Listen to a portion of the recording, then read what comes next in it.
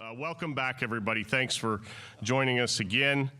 One brief opening comment before I introduce the panel moderator.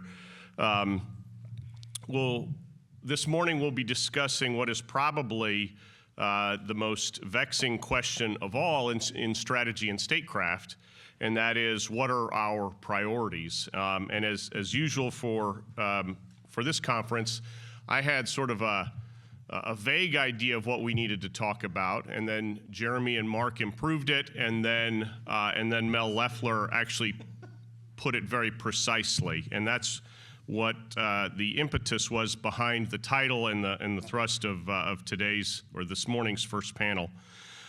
We were very happy some 9 months ago to get Mark Lawrence back from his hiatus. He served for about 5 years as the director of the LBJ Library.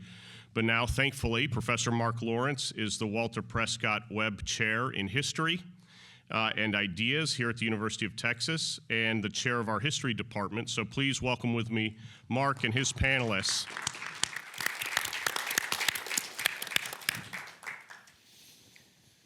Thank you, Paul. And I'm going to mix things up, as will, I think, my fellow panelists by using the podium, though I want to transition before too long into what I hope will be a very freewheeling and casual Q&A session conversation with the panelists. But welcome, everyone. Good morning. It's really a pleasure to be here. And before I offer a couple of comments about the panel to get us going, I just want to say a huge word of thanks to all of you, and also to acknowledge that a lot of really nice things were said last night about me and Jeremy, which I very much appreciated. But I also want to make really clear that we had a lot of help. In fact, that doesn't quite capture it. The leadership, I would even go so far as to say, for this conference at many, many, many points came from within Clements. And I want to acknowledge Paul Edgar's contributions in particular. And Elizabeth Dowdy as well, who, as always, has made everything run just perfectly, and the whole Clements team, honestly. Mara, I know you've had a big role in this as well. Mara Sherry, thank you to all of you. So I thought I would get things rolling by just very briefly framing the purposes of this panel. And it seemed to me one place to start would be to go back just a few short weeks to the Trump administration's efforts to disband the U.S. Agency for International Development. At that time, as I'm sure we will all recall, the former USAID director, Samantha Power, and a lot of other commentators responded very forcefully by, lamenting, to put it mildly, the destruction of a bureaucracy that had, in the judgment of many, over many decades, served the United States very well, playing a key role in helping the world's poor, but also promoting American interests by boosting economic activity and burnishing America's reputation as a principled, altruistic, and humane country. Implicit in a lot of that commentary was the idea, I think, that USAID's work reflected a crucial balance that the United States had successfully, at least at many points, successfully struck in earlier periods, including the latter decades of the Cold War. The United States, to put it a little bit differently, had balanced its impressive military and economic power, its hard power, with programs to promote economic development, democratization, human rights, humanitarian relief, among others.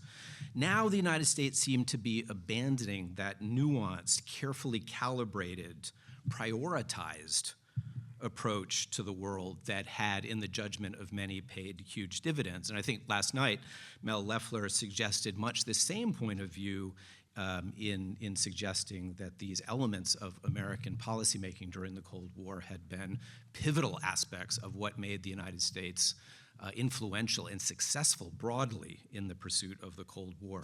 So this panel is focused, it seems to me, fundamentally on this question of priorities, of balance among competing aims. And I acknowledge that the title of this panel is quite a mouthful, right? Defining vital interests, resolving priorities, and assessing trade-offs, geostrategy, economics, human rights, democracy promotion, and development. But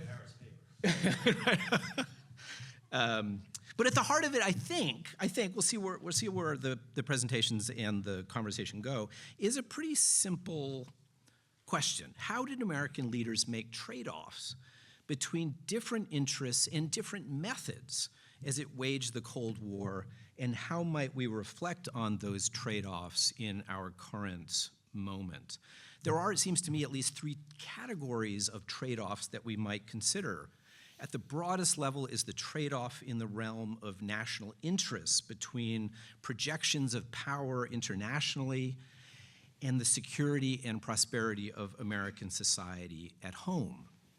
The second trade-off is one that, in a way, I've already mentioned, between categories of hard power and soft power, between, that is, the assertion of power meant to address tangible threats and assertions of power meant to demonstrate the legitimacy of American leadership, of American principles, and to bolster the credibility of American power.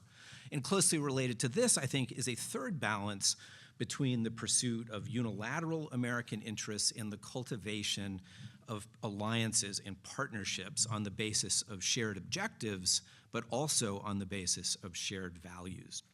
So, to help us think about these very weighty questions are our 3 panelists. I will not introduce them at any length, except to say that we'll proceed in alphabetical order. So first up will be Ara Keyes, who is professor of history at Durham University. We'll then go to Charlie Lederman, who's senior lecturer in international history at the War Studies Department at King's College London, a great partner of the Clements Center and of UT. He's also associate professor of humanities at the Hamilton Center at the University of Florida. And then finally, my colleague and collaborator in this project, Jeremy Surrey, the Mac Brown Distinguished Chair for Leadership in Global Affairs here at UT Austin. So thank you to all 3, and Ara, over to you.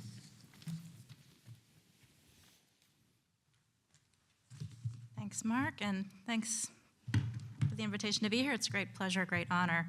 I want to take 1 minute of my time to express a little bit of disquiet with the Cold War 2.0 analogy. I think Mel did a great job last night of talking about some of the ways why that might not be the best way of thinking about the current moment. I'll add one more. I may sound like an American, but I left the United States 20 years ago, and so I viewed the Cold War 2.0 analogy when I saw it in the program from the perspective of an outsider, and it seemed to me very much like an American kind of thing to call this conflict Cold War 2.0. Just as calling the first Cold War the Cold War was an American thing, of course, popularized by Walter Lippmann, an American. And I think that to me, it struck me that it was that calling the current conflict Cold War 2.0 is about wishful thinking, because of course Cold War I ended so well for the United States with basically a kind of unconditional surrender of the enemy, and I would say there's absolutely no chance of that happening in this current conflict, and for that reason, it's also not only is it kind of wishful thinking, but it's also it lends itself to a kind of thinking about possible outcomes that's misleading. So I'm going to talk today mostly about trade-offs in 2 different areas, human rights and foreign aid. It occurs to me, actually, that there are a lot of trade-offs within the realm of international human rights promotion, in the sense that every administration since Carter has made human rights promotion a core element of American foreign policy, but has redefined it, has chosen different hierarchies, different priorities within that very capacious rubric.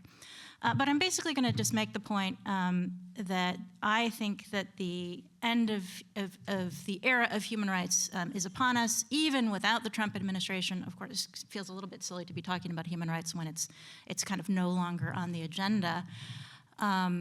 But I'm gonna offer some reasons why I think it would not be a priority, even if we had a Harris administration.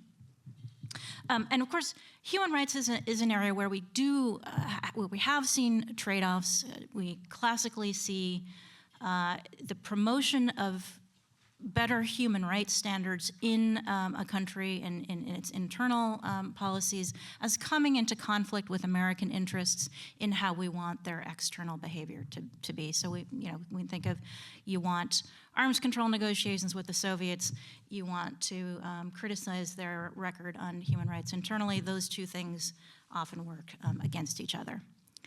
But the reasons why I think the era of human rights would be over, even without the Trump administration, come down to 6 things, which I'll just run through very quickly. One is that the era of international human rights promotion since the 1970s has always depended on American leadership.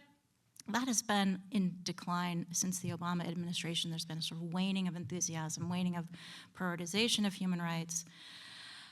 More importantly, point number 2 is that it has always depended on international institutions, primarily but not exclusively the UN. The UN, of course, has written, promulgated all of these conventions. The international law that comprises the international human rights system is UN-based. And now there is a tremendous lack of faith in international institutions.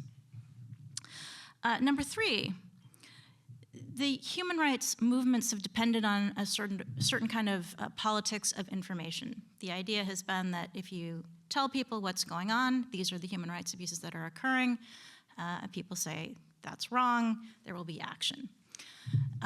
It has depended on perceptions of human rights reporting, particularly coming from the behemoths like Amnesty International and Human Rights Watch, as purveyors of accurate and impartial information.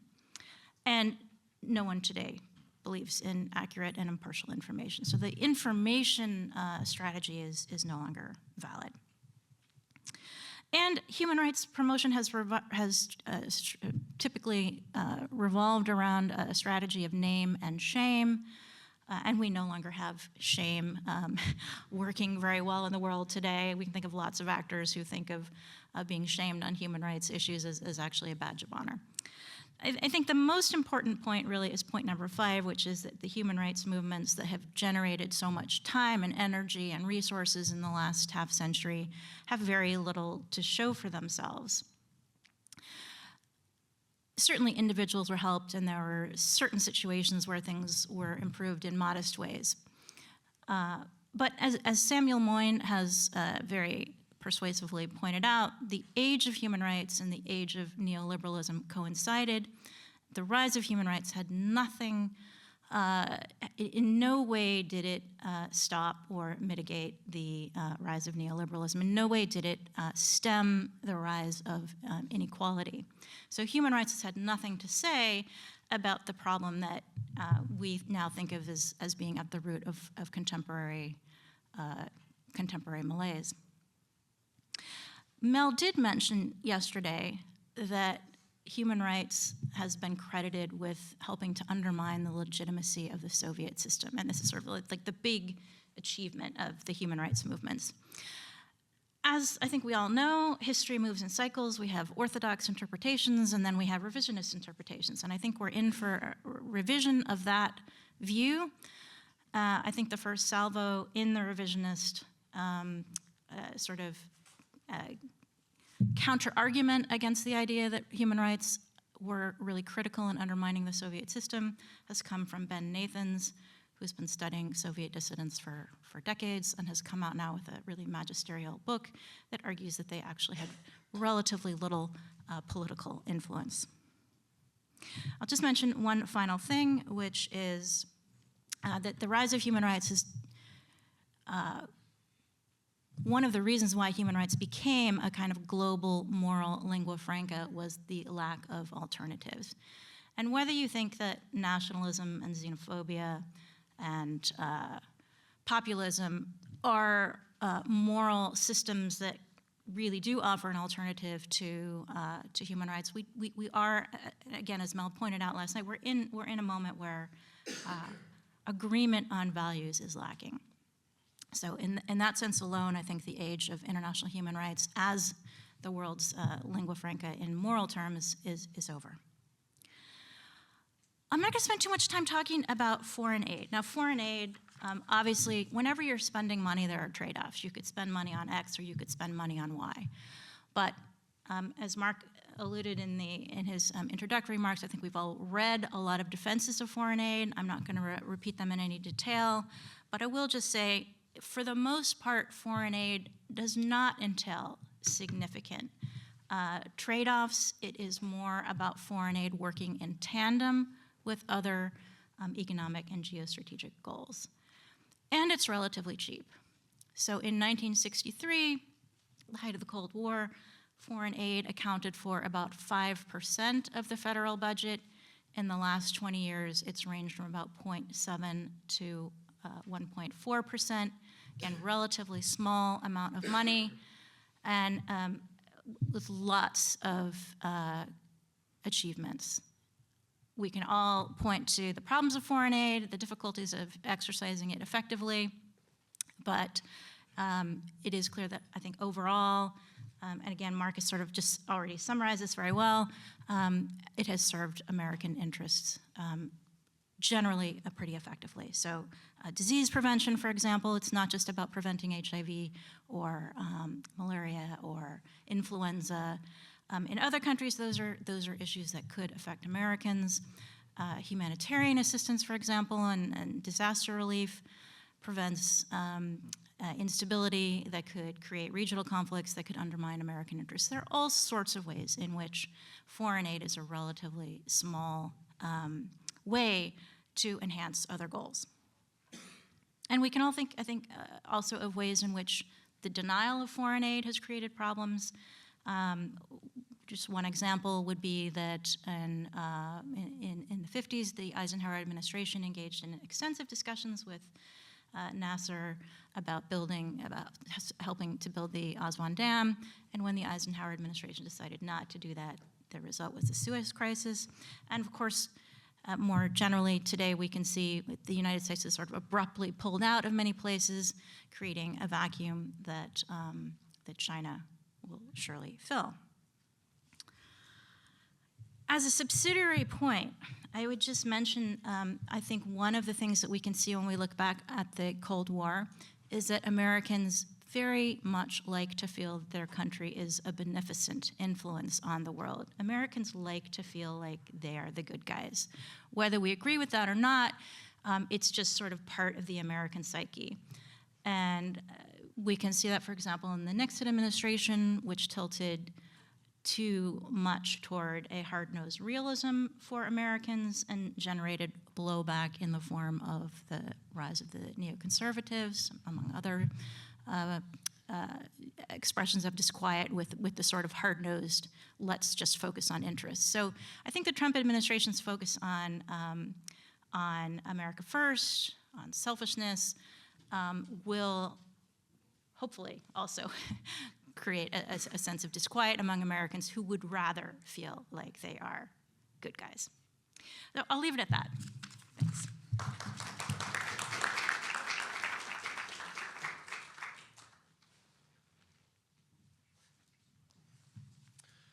Thanks to all of you. It's a pleasure to be back here at the University of Texas at Austin. I'm going to be speaking today about transatlantic relations and geopolitics, a subject of some controversy at the moment. During the 2024 presidential campaign, there was a speech about NATO by a former president that kept replaying in my mind. It went something like this: the prime obligation for the defence of Europe should rest upon the nations of Europe.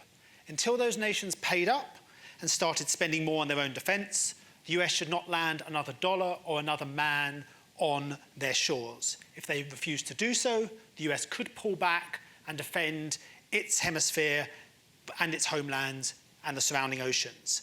And across the Atlantic, there was absolute uproar. Where does this leave us poor Europeans? Lamented an editorial in The Guardian. The Democratic president charged his Republican forerunner with isolationism and called his speech a gift to Moscow. This was, of course, Herbert Hoover, speaking in December 1950. It kicked off what became known as the Great Debate over US foreign and defence policy. For at least a decade, at least since Donald Trump descended the gold elevator at Trump Tower, we have been in the midst of a new incarnation of that debate. As in 1950, it has centred, to a large extent, although by no means exclusively, on burden sharing among allies and whether the US will be better served focusing its attention on Asia and leaving Europe to the defence of the Europeans. There are echoes of that earlier debate in our contemporary one, but there are also important differences. Most significantly, as we heard yesterday, unlike during the First Cold War, Asia, not Europe, is the primary grand strategic theatre of great power competition today. But it is Europe today, like it was Asia in the Cold War, that was the site of the first large-scale proxy war between the world's principal powers, Korea then and Ukraine now. I want to deal with 5 questions briefly. Firstly, what was at stake in that original debate beyond the dispatch of 4 divisions of US troops to Europe? Despite how it was often depicted at the time, this was not necessarily a straightforward clash between internationalism and isolationism. The essence of that debate, at least as it developed among its principal protagonists during 1951, was more over issues of cost and strategy than over the principle of deterring Soviet aggression per se. The Truman administration strategy was rooted in classical geopolitics. One of its most compelling justifications, of course, was George Kennan's famous argument that there were 5 centres of industrial and military power which were important to us from the standpoint of national security: the United States, Great Britain, Western Europe, Japan, and the Soviet Union. And it was thus imperative that the most productive parts of Eurasia, particularly Western Europe, which had possessed roughly 30% of global GDP prior to the Second World War, were prevented from falling under Soviet domination. On the other side of that debate, the leading figures were Hoover and Senator Robert Taft. Though both were staunch opponents of the Soviet Union, Taft and Hoover were worried about expensive overseas commitments, concerned that Congress was surrendering its initiative to the executive, and distrustful that Europeans would not do enough to help themselves. Increasingly, as the debate progressed, their arguments were informed by the advice of Alexander de Seversky, who advocated what he called a geopolitics of air power. Under his tutelage, Hoover and Taft shifted their positions to argue that the real salvation of Europe, as they put it, was to build up the air and naval power of the US and Britain so as to overwhelm Russia in case of attack. They claimed that the Soviets could be deterred by essentially strategic bombing, while the US maintained the bulk of its forces in the Western Hemisphere, with the rest mainly positioned in strategically significant insular territories. Now, the great debate, of course, ended in a clear victory for the Truman administration. Congress approved the deployment of troops. Eisenhower returned to defeat Taft for the Republican nomination. And as president, Eisenhower entrenched Harry Truman's national security doctrine, including, of course, a forward US military presence and network of alliances.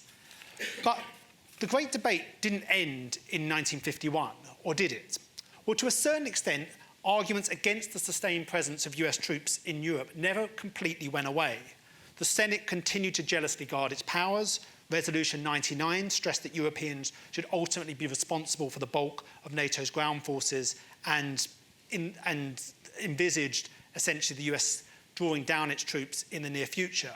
And secondly, leading officials in successive administrations during the early years of the Cold War privately shared some of these concerns. This included Eisenhower.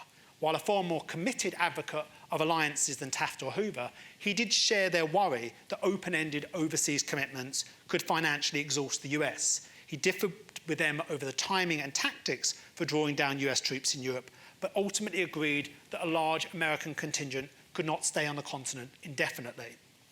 So that brings me to the third question, because Eisenhower nor his successors do not significantly draw down the US contingent in Europe. Ultimately, Eisenhower's 1953 New Look strategy, predicated on primarily defending the US from strategic air command bases in the Western Hemisphere and deploying overwhelming offensive retaliatory power, proves unfeasible. An envisaged European defence community fails to emerge, and most importantly, it became clear that only a powerful Germany with nuclear weapons would be sufficient to allow the US to withdraw its forces and preserve deterrence, as Mark Trachtenberg has argued and many others as well. This proved anathema to America's Western European friends and risked antagonising its Soviet foes. So even a significant drawdown of US troops was considered too hazardous, and Henry Kissinger, I think, put this best. Rather than Europe stepping up if the US pulled back, the likelihood was that when Big Brother even appears to falter, the little brethren will not move forward courageously as we seem to think, but on the contrary, they will anxiously take several steps backwards. Now, Kissinger's argument held sway right up to the present day. despite the frustrations of successive American administrations that Europeans were unwilling to invest sufficiently in their own defence. By 2011, with the US shouldering roughly 75% of the alliance's defence spending, Defence Secretary Robert Gates was warning that future US political leaders, those for whom the Cold War was not the formative experience that it had been for him, may not consider the return of America's investment in NATO worth the cost. Gates' warning, of course, proved prescient. Which brings us to Donald Trump and how he has, in his often vituperative fashion, reopened that debate. If NATO remains a going concern for this administration, and that remains a big if, then the strategy that Trump's Pentagon is apparently developing for Europe bears a close resemblance to the one initially advocated by Hoover and Taft, emphasising air and naval power and eschewing substantial ground troops. I say apparently because as much at the moment, we need to be very cautious. But the administration appears committed to what one leading official called a radical reorientation of NATO. The US would drastically draw down its ground forces, significantly and substantially downsizing its security role, and this would leave the bulk of security provisions almost entirely in European hands, short of a full-blown crisis. A rationale for doing so was expressed by the new Undersecretary of Defence for Policy, LBJ School. As Asia is more important than Europe, the US must withhold troops from Europe, even at the risk of leaving it exposed to Russian aggression in order to focus on China. It was time, Colby said, for NATO to revert to what he called its original idea, with Europeans in the lead. Now, on the surface, it's unclear how drawing down land forces in Europe would help, at least in the short term, to strengthen the American capacity to deter a potentially Taiwan-centred conflict, dependent as it would be on air and naval assets. So, of course, we discussed how that would likely extend to other theatres. Nor is it clear what sort of signal it would send to America's Asian allies or Xi Jinping if the response to Putin's aggression was to reduce the bulwark facing him. As the Japanese Prime Minister Fumio Kishida put it at the G7 in 2023, Ukraine today may be East Asia tomorrow. One former Pentagon official from Trump's first term, Matthew Pottinger, has warned the administration against a reverse Teddy Roosevelt, essentially retreating from global engagement to the Western Hemisphere. But there are others, just like Hoover and Taft during the original Great Debate, who suggest that technological advances mean that the US could influence events in Eurasia from a distance. And that brings me to the final question. Might that now be possible? Well, the strategic theorist and Reagan-era Pentagon official Stephen Rosen has offered some intellectual weight to this approach in a recent piece in Foreign Affairs. He suggested a hemispheric and space-based approach along the lines of Eisenhower's New Look is now far more plausible and indeed, as he put it, desirable due to innovations in military technology. The relative economic decline of Western Europe has also reduced its significance to the US and led to a rethink in the rationale for maintaining ground troops. That doesn't mean everywhere. Certain NATO partners, particularly new members Sweden and Finland, might be more strategically important with its situation near Russia's borders. But the defence posture that America has established 75 years ago, Rosen maintained, is no longer appropriate or adequate. But questions remain, of course. A radical shift in America's force posture, particularly with massive wars unfolding on NATO's eastern border and nearby in the Middle East, is a high-risk strategy, to say the least. The dangers of allowing hostile actors to dominate the Eurasian landmass remain as relevant as ever. The little brethren might be waking up belatedly, but full handover of conventional responsibilities will take time. Nor is it clear whether chosen American partners in Europe, such as Finland, would welcome becoming a launching pad for American weapons without substantial conventional capabilities to defend them if necessary. And more broadly, of course, there is the question of whether NATO allies will support America's broader strategic goals, notably with regards to China, if they feel insufficiently protected. And just as during the Cold War, US policymakers might be faced with that enduring dilemma of maintaining its forward presence or accepting nuclear proliferation in Germany and in many other nations as well. So it remains to be seen whether current advances in military technology, any more than previous ones, will really transform geopolitical realities in a way that enables the US to become an isolated global power. What is apparent is that the US is again embroiled in a great debate, one that will shape not only the future of transatlantic relations, but the nature of global order. Thank you.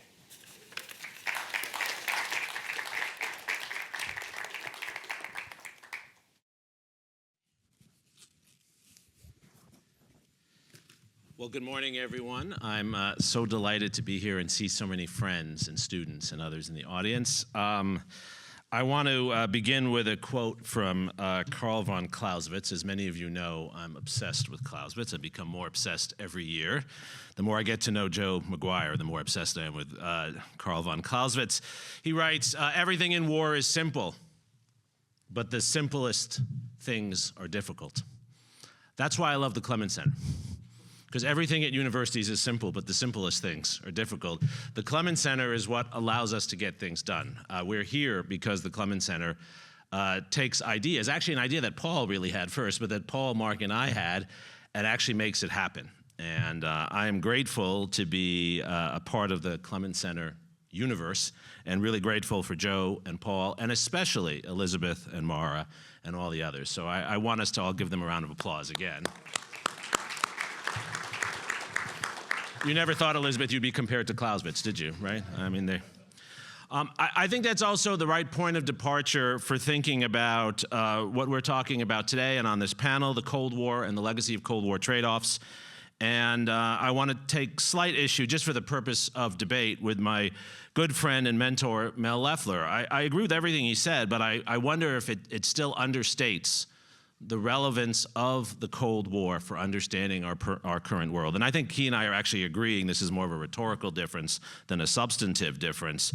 For me, what the Cold War provided for the United States was the first extended experience in having to make strategic trade-offs. The first time in the history of the United States that it faced daily, difficult, existential trade-offs. There were, of course, trade-offs in American foreign relations before World War II.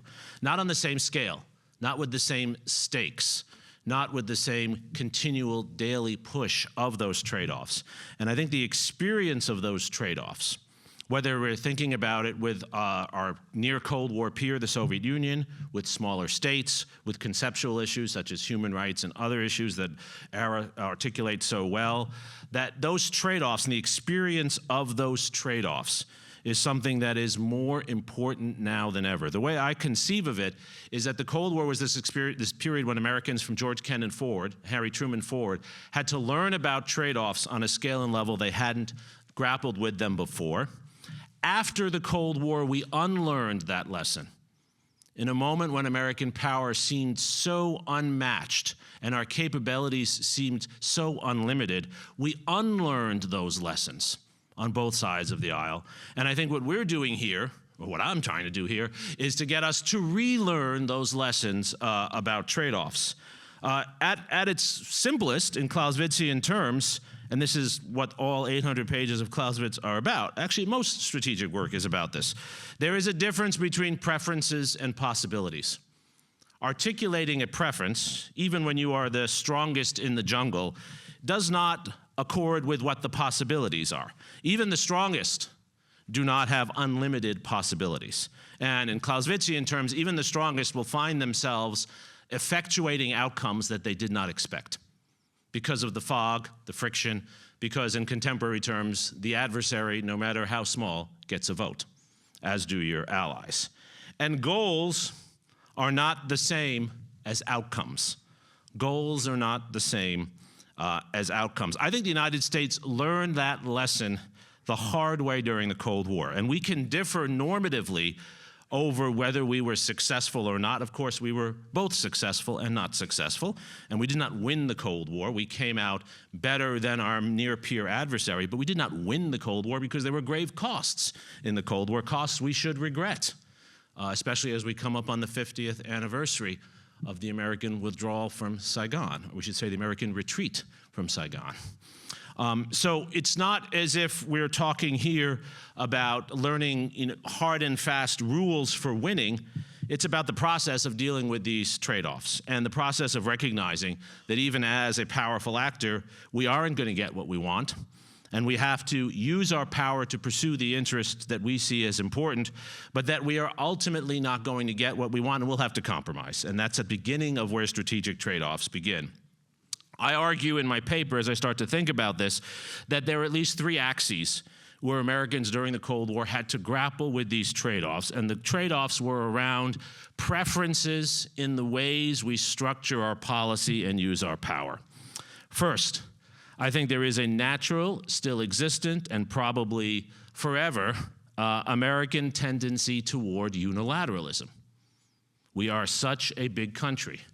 We are so well endowed with resources, maybe not rare earths in all cases, but we have so much, right? Those of us who have spent time in other countries, the thing that always strikes you when you come home is how much we have. How much we have. And so there's a tendency to see the world revolving around us. And we are generally pretty far from our adversaries, though now maybe Canada is one. I don't know, Simon.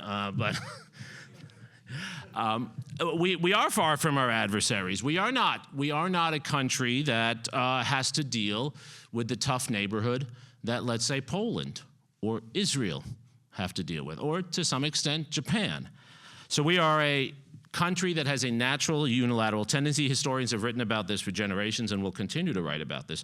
During the Cold War, the United States learned multilateralism. We did not imbibe multilateralism. We have not become a multilateral people. But one of the things, and those, my colleagues in the audience here, we've all written about this, one of the striking elements of the Cold War is how the United States develops the institutions, the habits, the knowledge, the practice of multilateralism.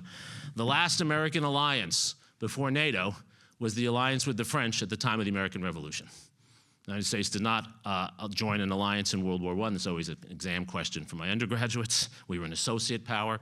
The United States develops the foreign service capabilities that we're now destroying for making alliances. The United States develops the legal structure for alliance management. It develops even a domestic politics for discussing alliances. So we develop multilateral capabilities, but I think it's fair to say that American national security aims remain as unilateral as ever during the Cold War. And the very fact that we talk about winning or losing a Cold War is an example of that. So there's a balance, there's a trade-off between a set of continued unilateral aims, but a willingness to take on multilateralism. And I think that's a constant struggle, and the question of different presidents in the Cold War is how much multilateralism are they willing to push into while maintaining a unilateral frame for thinking about the United States. A second trade-off is between regional and global strategy. The United States is, by its nature, a regional country. How do I know this? Because none of my undergraduates speak foreign languages.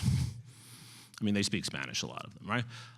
But we don't learn foreign languages. Our natural inclination is not to study the rest of the world. Our natural inclination is for the world to study us. I've been trying for years to find statistical evidence on this. I can't, but I'm sure I'm right, that there are a few other countries that teach people foreign languages as little as we do, right? And it's extraordinary, even when we're talking about globalization, that this is the case. That is a regional tendency we have. We think about our space, we think about our region, we think about it in certain imperial ways, but we are regionally centered. During the Cold War, the United States, for the first time in its history, developed a global strategy. There was no global strategy. The open door was not a global strategy. That was a strategy for economic penetration in certain areas, right? Theodore Roosevelt's Great White Fleet was a global showcase, but it was not a global strategy. The United States develops a global strategy during the Cold War, and that global strategy does a lot of good things for us. It is the basis for which we form our hub-and-spoke alliances in East Asia, for example, and elsewhere. But it also does a lot of bad things for us. It gets us into conflicts that, in retrospect, are very hard to explain to undergraduates. I mean, Vietnam is hard enough, right? Angola. I still struggle in my lecture to undergraduates to explain why we were in Angola. I don't think I've given them a good explanation yet because I don't have one, right? Global strategy pulls us in. This is the problem of center and periphery, of managing different strategic pressures, and also the role that foreign areas and our allies often have in pulling us in to conflicts. That's something that, of course, Mark has written about so well in the case of Vietnam. So there is a regional tendency, but we developed also global elements, and sometimes we went too far. Sometimes we didn't go far enough. I think one of the strategic challenges in the Cold War was figuring out how to balance being a regional hegemon with a global strategy. A regional hegemon with a global strategy. That sounds like today to me. And then the third area I want to focus on is money. And I don't think we can have a conference on the Cold War without mentioning one of my mentors, John Lewis Gaddis. And I still think that one of the great books on the Cold War is Strategies of Containment. Because the argument that John makes in that book, in the 1980s, after his time at the Naval War College, which obviously made him a Marxist, Joe, was that American strategy was driven primarily by perceptions of domestic economics. That there was always a balance between threats and domestic economics. Strategies of containment for John are the alterations, in fact, the cycles of strategies that occur because of different perceptions of what American resources are. Eisenhower is concerned about spending too much, and so he wants a new look strategy that he thinks will get us more bang for the buck. Asymmetrical containment. Whereas John F. Kennedy thinks we're spending too little, we're too wimpy. So we need to spend more, develop flexible response. That's oversimplifying what is a pattern that John, I think, identified first, going from one generation of leadership to another. I think that's still true. I think American politics are driven more than ever by inflation, prices of eggs, perceptions of economics. And it is incumbent on strategists to think about how they balance their threat perceptions, which don't run parallel to the economic perceptions, to manage a strategy. When we spend less, it doesn't mean we have fewer threats. When we feel we can spend more, it doesn't mean we actually have more opportunities. And I think that's one of the lessons that we learned during the Cold War. I think it's actually what Ronald Reagan was struggling with. This was a man who wanted to spend less, but actually confront a world where he saw more threats. How he did that, we can debate. But I think he was honest enough to recognize that. And I think that's the world as he saw it. We fool ourselves if we think that there isn't a tension between those things. And to learn from that experience and think about the trade-offs, we might have to spend more than we want to deal with the threats we have, or we might have to define the threat space down because we don't believe we have the resources to spend. I think that's actually the debate we need to be having right now. And that is actually at the center of the Cold War debate. There is a poor tendency we have in institutions unlike the Clements Center and unlike the LBJ School and unlike the UT History Department to separate economics out from strategy. And I think the point here is that actually the strategic, military, diplomatic issues are deeply in tension with the economic issues front and center. I continue to be astounded by the number of my wonderful graduate students, many of whom are here in the audience, who run away from economics as a subject. That has to stop, right? That has to stop. That is part of the Cold War lesson here is that policy is strategy is economics. So oh, thank you. One of my conclusions here, my graduate students weren't clapping when I said that. I think we have to look to the Cold War not as a model for how to win, how to lose, what to do. We have to look to the Cold War for the experience, exactly why Clausewitz wrote his book. To relive, to re-experience as best as we can, especially those of us who were too young for most of it, what it was like to make these trade-offs. And we have to educate ourselves again, not only that these trade-offs must be made, but to simulate and work for ourselves through the reevaluation, the pragmatic, as Mel put it so well, the prudent decisions we have to make. That as a powerful, rich country, we never have been able to get all we want. We never will get all we want, and we will have to trade things off. My favorite author on this, who I want to close on, who many of you, again, have been forced to read in my classes, is actually a political scientist, Charles Lindblom, who talks about policy as incrementalism and muddling through. We did reasonably well in the Cold War at times because we muddled through and managed difficult trade-offs and then reevaluated those trade-offs time and again. That would be my Cold War historian advice for today. Think less about what we want to achieve, less about what we think we deserve, more about what we think we can achieve, how we can achieve it, balancing regional and global interest, unilateral and multilateral tendencies, and economic pressures of different kinds to muddle our way to a slightly better world. In the end, Kennan said we would succeed in the Cold War because we would outlast the enemy, not because we would persuade or defeat the enemy. And if anyone was right on the Cold War, that was Kennan. We outlasted. That is how whatever we hope to achieve will be achieved in the next 5, 10, 15 years, I think. Thank you.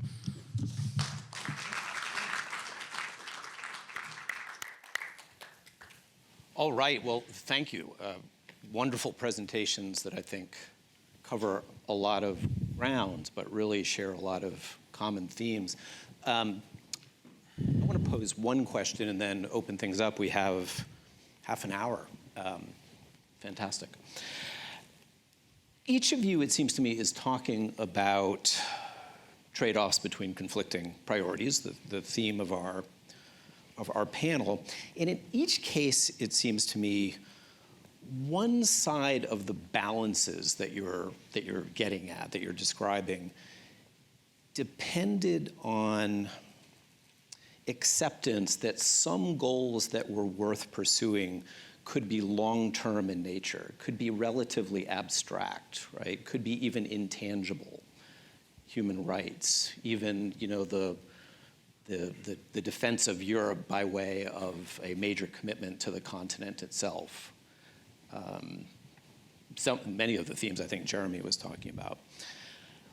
That willingness, it seems to me, that is so striking in the history of the Cold War to engage in to acknowledge those kinds of priorities as worthy and worth resources, certainly depended, it seems to me, on a notion that the United States was wealthy enough, right, had the resources, to Jeremy's point, to engage in those long-term tasks. But it also depended on American public opinion, it seems to me. I think I'm quoting you correctly, mentioned, you know, we like to think we're the good guys. And it seems to me the willingness to pursue those less tangible kinds of goals really depended on a sense of resources, for sure, but also on a sense that we were the good guys, right? That we had an obligation in some ways, right, to pursue things that went well beyond our narrow national interests. So I wanted to pick up on this thing about the good guys. Maybe you would disagree that that is a good characterization of where American public opinion stood during the Cold War, and that would be a worthy subject to pursue. But I think what really motivates my question is a sense of where we are now and whether that sort of mentality is something that is recoverable, and how important it is to recover that in order to reestablish some of the balances that I think we would all agree were positive features of American policymaking during the Cold War. So what do you think of it? I know we have a panel later on about public opinion and domestic politics, and perhaps some of this will come up there, but it really seems central to a lot of what we're getting at in this panel. Are these kinds of trade-offs possible, maybe because of where we stand in terms of resources, but also in terms of where we stand with the general public attitude toward the wider world and American obligations to that wider world? Anybody? I was going to say, I think the moralism is absolutely central within this, and even I think what I find fascinating within the debates of sort of within the Great Debate, and even going back into sort of 40-41, when you look at Henry Luce's American Century article, and the sense is that there's these different perspectives. The sort of non-interventionist one is embodied again by Herbert Hoover, who is seen to that the US will be the sanctuary of the ideals of civilization. And you see that also in his speech in December 1950, that we need to preserve this citadel of Western civilization. It's laced through with the language of this sort of common civilization, whereas the Roosevelt one and Luce, it's sort of about the US will be the powerhouse for these ideals. So, as I say, I mean, much of this might be self-serving in terms of the language, but I think there's a recognition that language has to be part of what is compelling about this, and about part of that debate. Winning that debate is, and I think for both sides there's a recognition of being part of a common sort of civilizational inheritance, and I think it's that language as much as moralism. Obviously, a language that gets tarred in other contexts, but sort of the civilizational side is absolutely to the fore in these debates? So, I mean, I interpret your question, Mark, as being, as basically saying that we were willing to have more long-term goals in the Cold War, and now we are thinking more in the short term. I have a sort of off-the-wall, response to that, which is to say, I've been thinking about the sort of emotional tenor of the conflict in the Cold War and the way people are feeling now. And I guess I would say, I think the Cold War was characterized a lot by fear, but also by hope. And maybe that made people, Americans in particular, willing to think about things in a certain way. Whereas now the predominant emotion is anger, and I think that leads toward a more toward more short-term thinking, like we have got to lash out now. I don't know if that makes any sense. I agree with that, actually. I think, I want to echo what I think Elliot said last night, right? I think that although there are tendencies in American opinion, and there are things that people anchor themselves in, American exceptionalism being one of them, good luck running for office and saying we're just a normal country. All of that being said, I think American opinion is actually reasonably malleable, even now. I think on something like the war in Ukraine, I don't want to sound like the sort of old Ernest May literature here, but I think there are opinion leaders, and people follow those opinion leaders. I think the American public could support the war in Ukraine. It could also support the United States leaving Ukraine right now. Same with NATO. So I think on many of these issues, leadership really matters. And we're in a crisis of that leadership now. No. I would just add, from my own work on the 1960s, it's really striking to me that, even in the heyday, I think as many of us would see it, of American willingness to sort of, act on the global stage and speak in grandiose terms about American purposes. I mean, the votes on foreign aid were actually pretty close, right? These were not wildly popular initiatives. The immigration reform of 1965 was really not terribly popular if you look at public opinion data, right? So some of these things that we might look back and see as elements of this open, sort of long-term, soft power sort of approach to the world were touch and go when it came to public opinion. But to your point, Jeremy, really depended on leaders willing to make the case to tip what was sometimes more of a 51-49 proposition in the positive direction. Charlie? I think what's interesting as well is that some of these sort of leading non-interventionists have played a major role in the origins of many of these sort of foreign aid programs that Barbara talks about. I mean, Jeremy's written about this very compellingly with Herbert Hoover in Germany and the role that he plays in overturning the Morgenthau Plan. So you've got people who are non-interventionists. Robert Taft's experience in the American Relief Administration in 1919 has a major impact. But I think it can go one of two ways. It can go in a sense of like, which Taft and Hoover said, we don't get the thanks, we don't get the appreciation. But at the same time, I think they are still, at least in the mid to late 40s, partly driven by an anti-communism.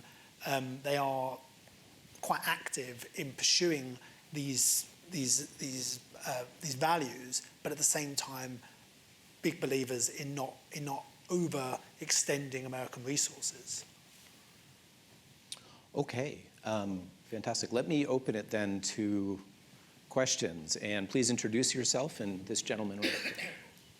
My name is Jack Sutton, and I'm a history major, but actually have turned to more of the economics of severe iniquities and the foreign policy community's daftness with regard to the subject altogether. So let me come at it from a central banking point of view, okay? Just do the multi-dimensional thing. And America as a guiding light still has such a robust handle on its money that the president was rebuffed badly last week on this. We have a chairman who has rings of influence around him to prevent this destructive person from going after our monetary system.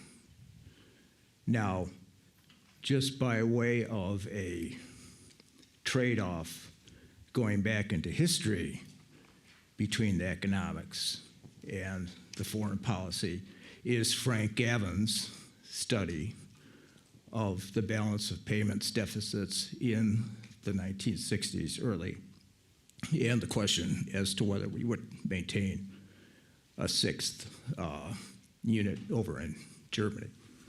So we were going to cut that to remedy the balance of payments situation. Jack, I love the direction you're going. What's your question? Okay, how can we better include the economics of what has happened to produce this movement in this country? How can we make it better? How can we find ways to not only rally ourselves, but to come up with improvements, innovations, and discoveries in ways that will overcome the humiliation of boomers and their youngers with regard to the Iraq War and the great financial crisis? Thank you. How can we do that? Thanks. Well, I mean, my general answer to your very big question is I think what is absolutely crucial is that we do a better job of explaining as leaders and as educators how much of our economy is dependent upon our relationships with the wider world.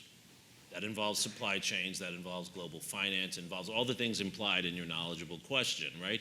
There is too much of a sense that we control our own economy in a sort of autarkic understanding of American economy, which I think comes not from the practice of most Americans, but from the lack of understanding, because global economics is complex. And so I think that's what I think we have done a poor job in the last 10, 20 years. I want to own this as an educator. We've done a poor job as educators in explaining that to people, and I'd like to see us do a better job of educating people, educating future voters about this. I think to the point of trade-offs from that, you mentioned Frank Gavin's book with regard to this, and I think it's a sort of a classic example of this in terms of the balance of payments and American troops in Germany, that the decision is taken that these things aren't zero-sum, that you don't have to win every single transaction. And a major reason for this is because the consequences of this, of having American troops on the ground in Germany, is that you are doing so also to deter Germany from getting a nuclear weapon. So the economics are also tied in to a nuclear non-proliferation regime, which is an extremely successful part of the American global order in the second half of the 20th century. Please, Ben. Thank you all for a really interesting panel. I was curious, I was going to originally ask a question about the recent reorganization of the State Department by the Trump administration. But I think I'm going to ask a slightly more focused question, because the broader question was going to be, well, what about, there's trade-offs that are happening there, right, in this reorg. Oh, we're going to get rid effectively of the Bureau of African Affairs, things like that. What do you make not only of sort of that broader trade-off calculus, but specifically, for example, like the idea of using AI to draft policy papers? You know, Jeremy, you were talking about, the importance of economics, and the point that was not lost on me, despite my abhorrence for the discipline.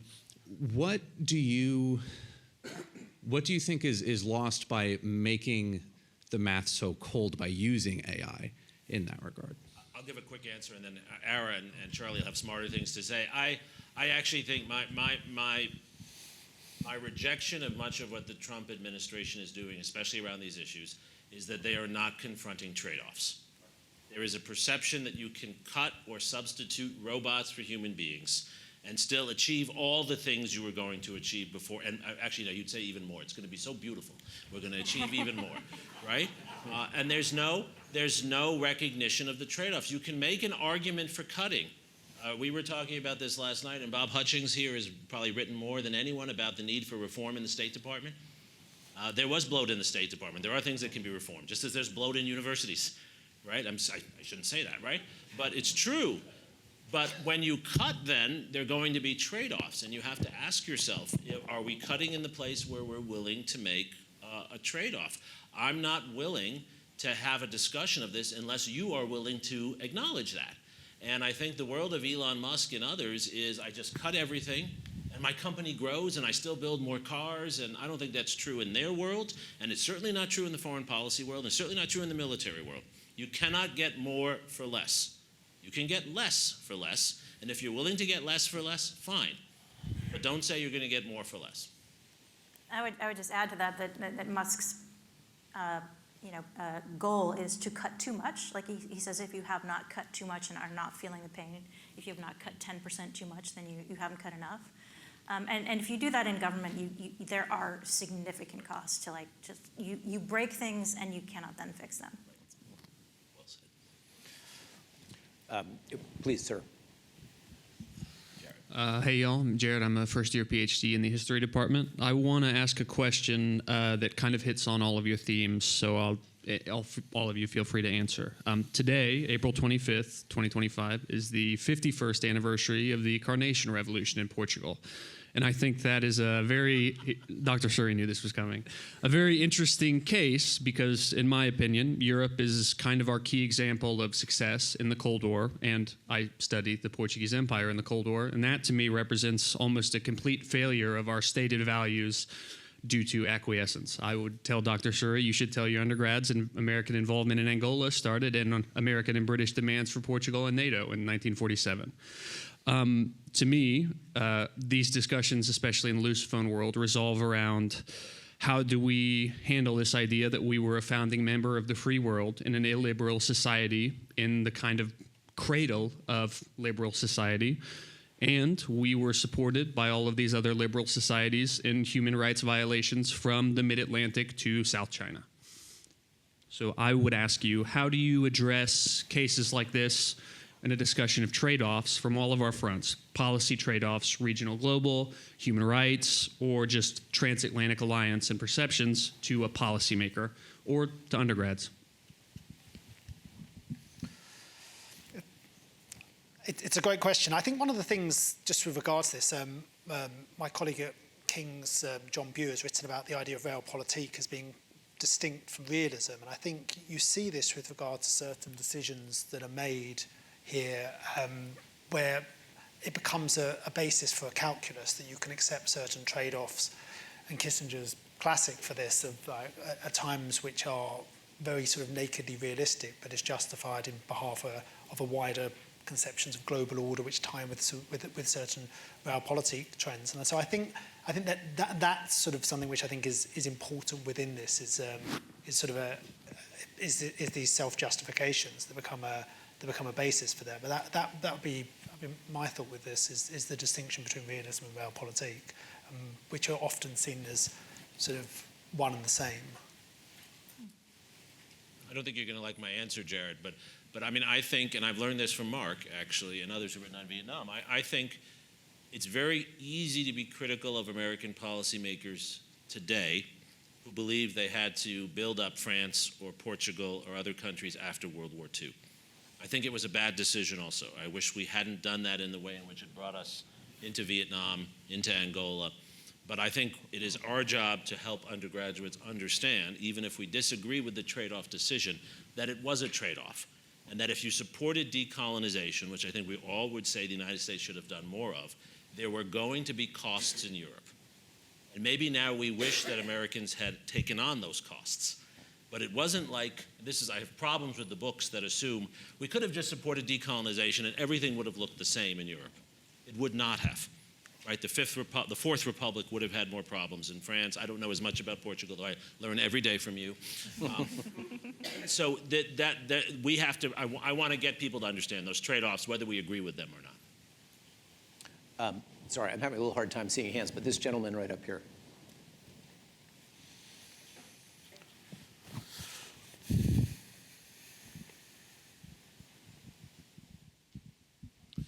Thank you. I'm Joe Stafford, retired Foreign Service Officer. The question is the following, actually a request for a reaction from the panel. There is a school of thought that as the Trump administration's foreign policy evolves, it's going to evolve more in the direction of a sphere of influence outlook. And if so, that would call for, would seem, a modification of the Cold War 2.0 framework for analyzing and implementation of U.S. foreign policy. Still, rivalries, competition and so forth between the United States and Russia, let's say, and China, but nonetheless with tensions subdued, competition within certain sort of to be agreed upon rules and so on to mitigate tensions and so on. I'd like to ask for your reaction to that. Should this idea of a sphere of influence orientation of U.S. foreign policy simply be dismissed out of hand? Thank you. I think there's, in terms of the analysis of where this might be going, I think there is some real validity to that. I mean, that was part of my sense with talking about this sort of more hemispheric-based posture. And I think the Rosen piece in the Foreign Affairs, I think, is one of the more one of the clearer explications of what this might look like. But as I say, the question is whether that hemispheric-based posture, I think this goes back to some of the questions that we have here, will the military technology make that possible? But even if it does, there's still going to be huge political trade-offs, diplomatic trade-offs that you're going to have to engage in. The technology doesn't solve all of these issues. And the question is whether a hemispheric-based posture is one where you can still be globally active, or is it something where you are retreating into spheres of influence and it's looking much more like a 19th century perspective on this? And that's a very different perspective to say other ways in which people have tried to interpret it from a Cold War lens, which is the sort of reverse Nixon type perspective that some analysts have pointed to. I think the one which you lay out, at least to me, looks more compelling at the moment as a roadmap for where things are going. Not one that I necessarily agree with, but where I think things are going, more so than the reverse Nixon. I don't know what others think on that. Well, what occurs to me is, there's some historians of the early Cold War who would argue that we could have avoided a global Cold War with all of the attendant costs if we had agreed to a sort of more sphere of influence kind of deal with Stalin. I mean, I tend to think that making the conflict a global conflict and making everything a zero-sum game was deeply problematic, and then it got us involved in places that weren't essential to our national interests. But that doesn't mean that a sphere of influence deal is the right alternative. Just building on those, Joe, I would say I'm not for a sphere of influence world, but I would be very happy if actually there were a coherent strategy for that, because it would be a lot better than we have right now. And if someone thinks that pursuing a sphere of influence world is about three strong men getting together, that's not at all how it works, right? We have a long history, we have wonderful diplomatic history of how spheres of influence work when they have worked. And they have worked by building institutional structures for cooperation, right? What made the Concert of Europe work was that it was a concert of Europe. It was not just a bunch of kings, right? And so that's the problem now. I don't think we're pursuing a sphere of influence strategy because we're not thinking about just this, especially the stuff that Barbara was talking about building the institutional structures for cooperation, for mediation, right? For interdependency while still maintaining different lines. What it looks to me like is that we have a bunch of mafia bosses trying to actually just organize some crime deals together. Mara has the next question here. Name is Dan Wojcik, and I've probably been alive longer than you've all been born. But anyway, my career was financial and economics, and I was an international banker, so I've traveled extensively and during the Cold War and continued through that. Interesting comment, Doctor, when you said we went from fear and hope to anger. That's really struck me in something I've been thinking about, like your observation is this. After the Cold War, we were supposed to have this reward, the benefits of it ending. But I think it ended on 9/11. And subsequent to 9/11, things started to shift from, and we've gone from $6 trillion in federal debt to $36 trillion in less than 25 years. We're broke. Financially, we're broke. And so my thinking is, how did we get here? Not so much what we're doing, but how did we get here? And with such limited resources, how do we do all the things that you want us to do? Small question. I mean, I would point to the disastrous war in Iraq and then the global financial crisis and the sort of impunity that followed, impunity for the big players that had caused it, but very much punity for the American homeowners and others who suffered from the consequences. Those two things, I think, have had are significantly responsible for the current climate. What we do about them, I don't know. Jeremy? Mark? I think we have to think about doing less. I think we overextended ourselves, right? My other advisor as a graduate student was Paul Kennedy, right? We overextended ourselves. We experienced imperial overstretch to some extent. That's true, but then we have to be strategic about where we're reducing and where we're investing more. And I mean, you're just asking me for my flavor of ice cream. I'd like to see us lean into alliances, or lean into our alliances in Asia. Mel was talking about this very well last night, that everywhere China gets more involved, China faces more resistance. Well, why should we be making ourselves to be even more resistant than China? Let's take advantage of that. So that's where I take your proposition, but then I say from that we shouldn't just cut across the board. Let's be very strategic about where we're investing and where we're not.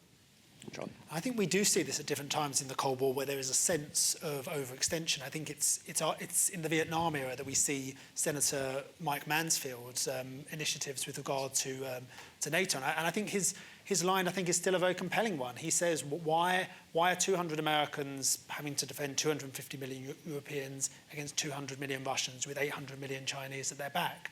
And I think, obviously, as I mentioned, there were strong reasons why the ways in which that worked, I think, during the Cold War.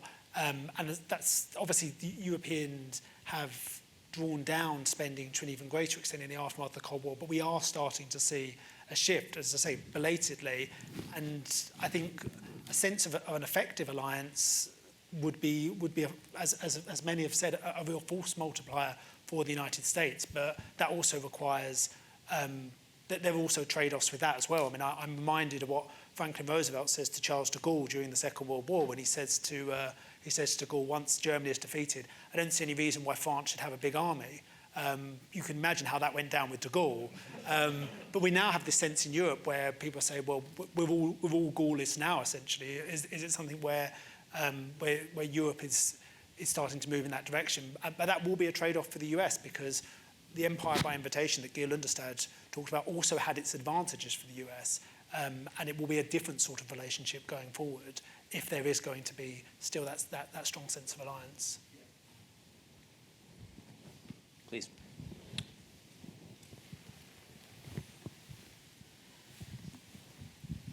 On this last point about the increasing defense spending from our NATO allies and military capabilities, and we think about declining U.S. force posture, at the same time you have significant declining capabilities of our NATO allies despite Russian aggression in 2008, 2014, 22.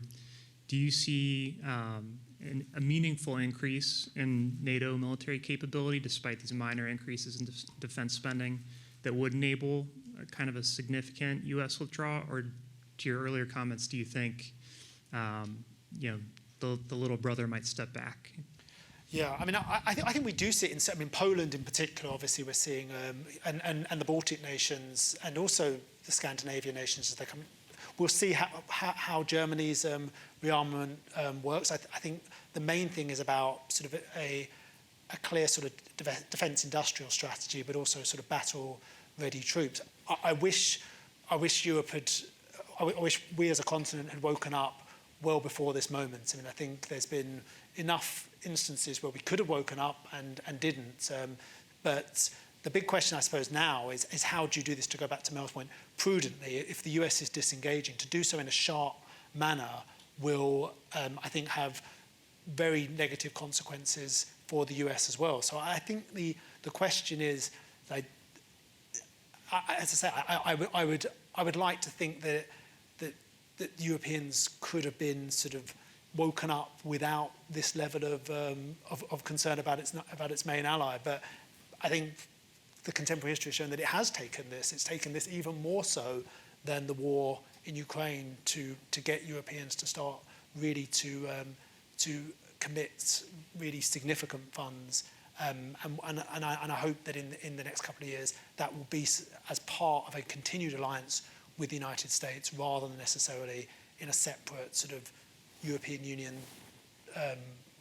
force that would be very much distinct from engagement with NATO.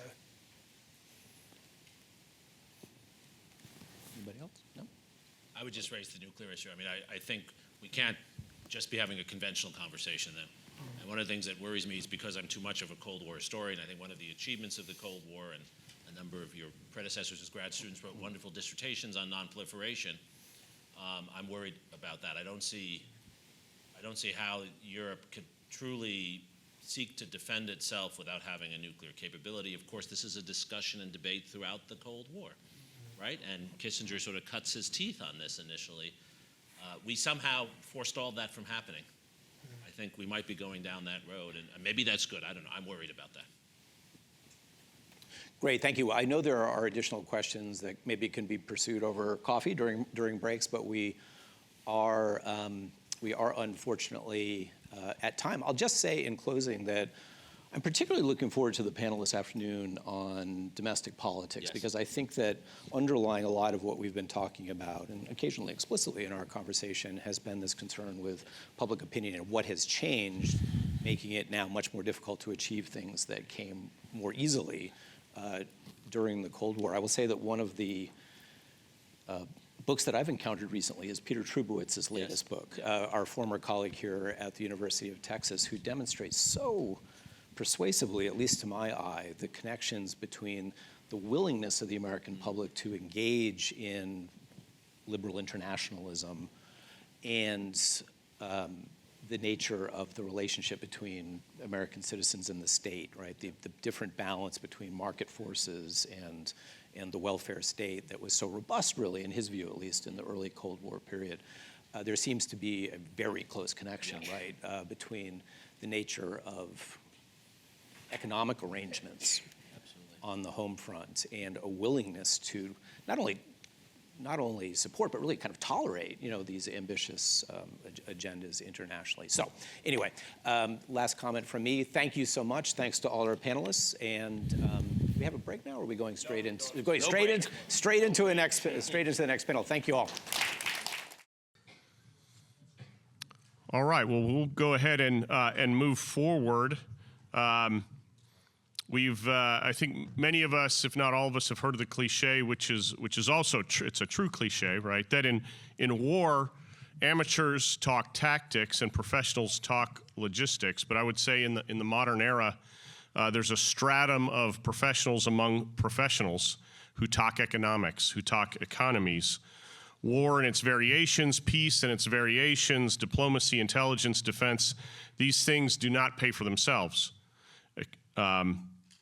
Economies fuel these necessary activities. These are not discretionary activities. What exactly we do and how we do them, where we do them, those things may be discretionary, but the work of diplomacy, intelligence, and defense is not discretionary in and of itself. Economies fuel these things, and all economies are not equal. So I'm grateful to introduce to you the moderator of our next panel, who is also contributing his own piece in his own right, the Honorable Robert Zoellick. Among many other things, Bob Zoellick has spent a lifetime studying and building state and international economies. His accomplishments and roles are legion. He's a former president of the World Bank Group, and for several years now has been a senior fellow at the Belfer Center at Harvard University. Thankfully, he is also what we might appropriately call, what I've sometimes, very, very rarely, it's an exclusive title, call a best friend of the Clements Center. So please welcome with me the Honorable Robert Zoellick and the panelists for economic systems and their implications.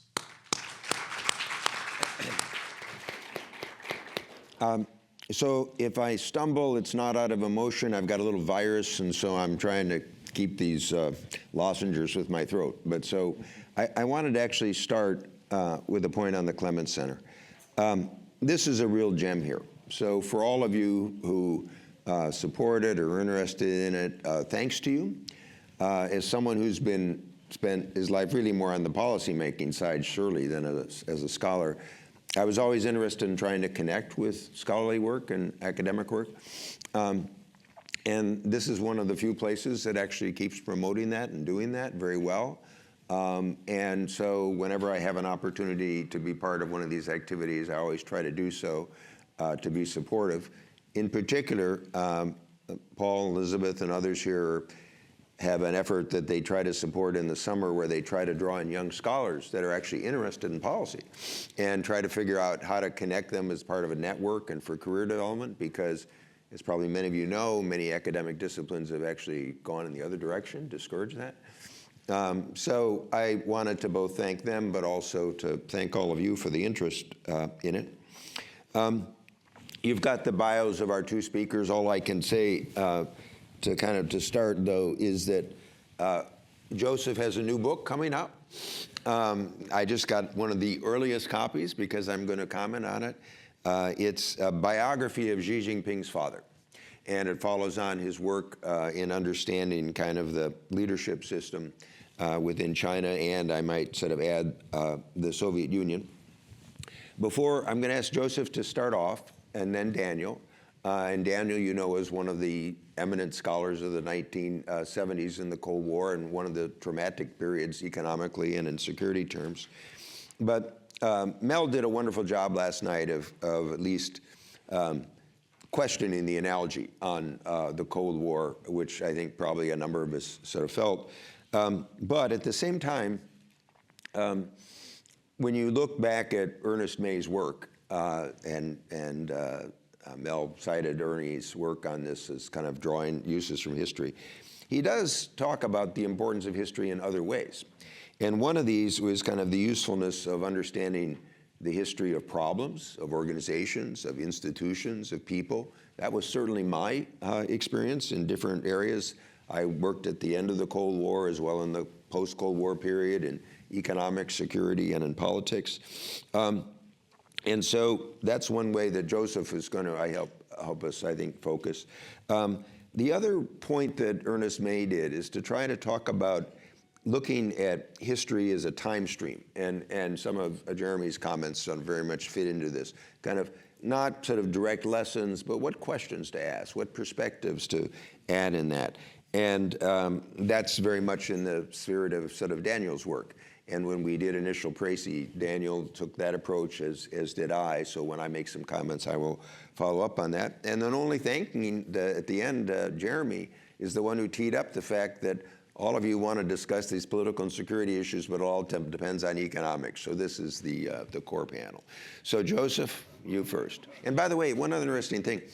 When I came to this conference, I expected to hear a lot about China. And so far, I've heard almost nothing about China.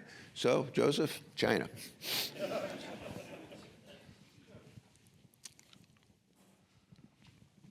Well, I was chuckling a little bit as people were praising my alleged knowledge of economics, even though I was trained as a political scientist and I'm hanging out with historians and I don't really understand economics. But the good news is most of the Chinese and Soviet leaders I'm going to talk about today also didn't understand economics. So I have something in common with them, and maybe that will help me empathize with them a little bit, but we'll see. One of the perennial questions that we're facing in, maybe we want to call it Cold War 2.0, but this fraught relationship that the United States has now found itself with the People's Republic of China, is whether China will ever change again. One view is that Xi Jinping is doing such a bad job that he is going to trigger an elite revolt that will select someone new who will pursue a better path. Just this week, there was an article in Foreign Affairs by Rhonda Mitter who suggested that after Xi Jinping dies, a new generation will come to power that decides that his path was not the correct one. And there's also a view among some people that Xi Jinping himself will have to change because he'll face a situation that will force him onto another direction. And Now that China is facing this tariff war with the United States, some have wondered whether this will finally mean that China will move to this consumption-oriented model that so many people have told it to do for so long.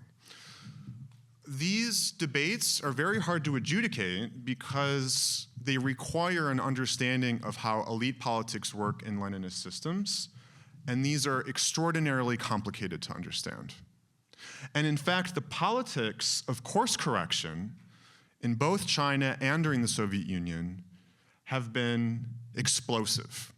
And in fact, many of the most famous, infamous incidents in the history of Chinese and Soviet elite politics emerged from the struggles that leaders and deputies faced when trying to figure out how to move into a new direction. So I'm going to say why that's the case for 3 reasons. The first has to do with ideology and how ideology works in Leninist systems. Because when you use these strategic guidelines that the party determines, they're always ambiguous. They always try to achieve more than one thing at once. And it's very hard actually in practice for the people who are executing that policy to achieve it. The second is the so-called 2-line system. So Leninist systems are extraordinarily leader-friendly. Philip Selznick of the Rand Corporation in the 1950s called them organizational weapons. So the top leader is always fully in charge, but for various reasons, he needs to delegate. And it's really hard for the deputies to function in an environment like that because of the third reason, which is succession politics. Because the top leader wants to pick who is going to come next, but empowering that leader creates lots of dangers, and because that leader wants to protect their legacy, is always worried that that person isn't going to continue to pursue that after the top leader's death. So together, I think that this is an understanding of politics that perhaps can be usefully called court politics with communist characteristics. So let me begin with ideology. There's this debate about whether China cares more about security and ideology or economic modernization. I think that this distracts from the fact that the party has always had this tension between radicalism and practicality, and that they have always tried to figure out how to balance the two, and it's always been very hard for them. Let me illustrate that with 2 numbers, 3 and 4. The 3 refers to the third plenum, maybe the most famous moment in Chinese Communist Party history in 1978. This, of course, is famously the moment when officially the party moved away from class struggle as the strategic guideline to economic modernization. In practice, they had already moved in that direction, but it became official. But people forget, because they associate the third plenum as this triumphant moment of the pragmatist, flexible Deng Xiaoping coming to power, that just a few months after that, Deng Xiaoping gave another speech in which he introduced the 4 cardinal principles. And reformists within the party saw those remarks and thought, well, are we even going to reform anymore? This is an extraordinarily conservative set of remarks. And then throughout the Deng era, you would have this conflict between the 3 and the 4, where some people who wanted reform said, well, aren't we going to do the third plenum? And people who thought reform was moving too far too fast would say, what about the 4 cardinal principles? And historically, we've tended to think of the Deng era as one as uniquely pragmatic, when Deng only cared about economic modernization. But as we're getting more materials about this era, we're learning that actually they didn't do such a good job. There was a movie that came out in 1981 called Bitter Love. The attacks on it were so fierce that people thought another cultural revolution was happening. 1983, there were attacks on spiritual pollution. People thought another cultural revolution was happening. Hu Yaobang, the general secretary, is removed from power in 1987. Then there's attacks on bourgeois liberalization. People thought reform was over. After Tiananmen Square, Deng Xiaoping himself said, we need to oppose peaceful evolution. People thought that reform was over. And so Deng Xiaoping himself had this view that you can't have economic modernization without a serious approach to using ideology to motivate people, scaring people who are criticizing the system, But it wasn't clear to these people how you reflect in a way that you can overcome the tragedy of the Cultural Revolution, but without creating so much doubt that everything falls apart. And it's not easy to figure out how you do that. And it's not easy to figure out how you are economically flexible without also creating forces in society that aren't loyal to you. So Hu Yaobang, the man who was purged as General Secretary in 1987, he did not lose his position because he opposed Deng. It's not because he had a different reformist line. It's because it was impossible to manage that situation inherently. So we have his letter of resignation, and he says something very interesting in it. He says, overall, reform and opening should and can be unified with the 4 cardinal principles. But when it comes to many specific problems, I still believe that there are contradictions. To unify them effectively is very difficult. It requires a high level of leadership ability and skill. We can debate about whether Xi Jinping has a high level of leadership ability and skill, but he's facing the same exact problem. And it's getting worse. Why? Because the economy is slowing down and because relations with the United States are growing more tense. Xi Jinping himself says that he's doing a course correction, but it's very interesting how he talks about it. He says that after Mao died, the party lost its ability to struggle. Now, he's very careful. He doesn't say that the party ever made a decision to move away from struggle. But he says that he was the one who was able to course correct and figure out how to achieve the amount of struggle that the party needed to survive. Nevertheless, he also says that during the Mao era, there was too much struggle. So he's talking about the party now as finding exactly the right amount. But struggle, folks, is an inherently ambiguous idea. And as I've said, trying to get that right has led to these zigs and zags over the history of the Chinese Communist Party that are quite extraordinary. And I think Xi Jinping has actually pursued something called muddling through, as Jeremy said, because it means that you have a dilemma you can manage, but not a problem you can solve. So this ambiguity and tension in ideology then makes the two-line system and succession politics even harder to manage. What's the two-line system? Well, after Stalin died, Khrushchev, of course, gave that famous speech criticizing Stalin. And Malenkov, who was the premier after Stalin died, was pushed away by Khrushchev. So Mao said, we need to have two lines because we need to make sure that the successor is someone that we trust and is someone who has enough power and authority so that after I, Mao, die, he doesn't get kicked out when I'm gone. So he delegated. And of course, Mao, too, he liked to be a philosopher king, right? He wasn't really actually all that great at details. He understood people really well, but not economics. And so he also got really bored meeting with foreign leaders often. And so when people would report to him, he would either say, why are you burying me with this paperwork? You're trying to bury me with paperwork so that I can't think big thoughts and guide the party.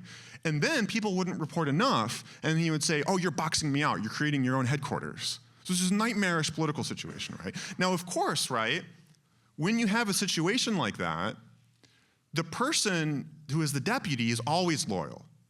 But it's hard to figure out what the top leader wants because, as I just said, these strategic guidelines are ambiguous and they say you need to pursue both of these things, but it doesn't say which is more important. It doesn't say how to do it. And by the way, if you go too far in one direction and you fail, you're in trouble. And if you go too far in one direction in a way that the top leader thinks is a political heresy, you're going to be accused of leftism or rightism. And boy, you don't want to be accused of that in this kind of a system. So it's not just that people do what the top leader wants. They need to figure out what the top leader wants. And the top leader is changing their mind all the time. And so when we look at Liu Shaoqi, the most famous deputy leader of the 1950s and 1960s, much more important and significant figure than Zhou Enlai, people recently have said that Liu Shaoqi represented a different line, a different way of doing things, and that by the Cultural Revolution, those tensions finally resulted in that campaign. But really, Liu Shaoqi was somebody who swayed all over the place. I mean, he wanted to persecute people. He could really persecute people. And then sometimes he was really practical. The problem wasn't he pursued something cohesive, it was that he wasn't always on the same page as Mao. And Mao was the kind of person who would look at a situation and say, oh, this person isn't a reasonable individual facing an ambiguous situation but reaching different conclusions. This person is a revisionist. This person is a potential Khrushchev. And so in 1962, after the Great Leap Forward, there was a course correction because 30 million people died. And Mao was on board with that rectification. Liu Shaoqi thought Mao was on board, but he talked about it in a way that Mao didn't like.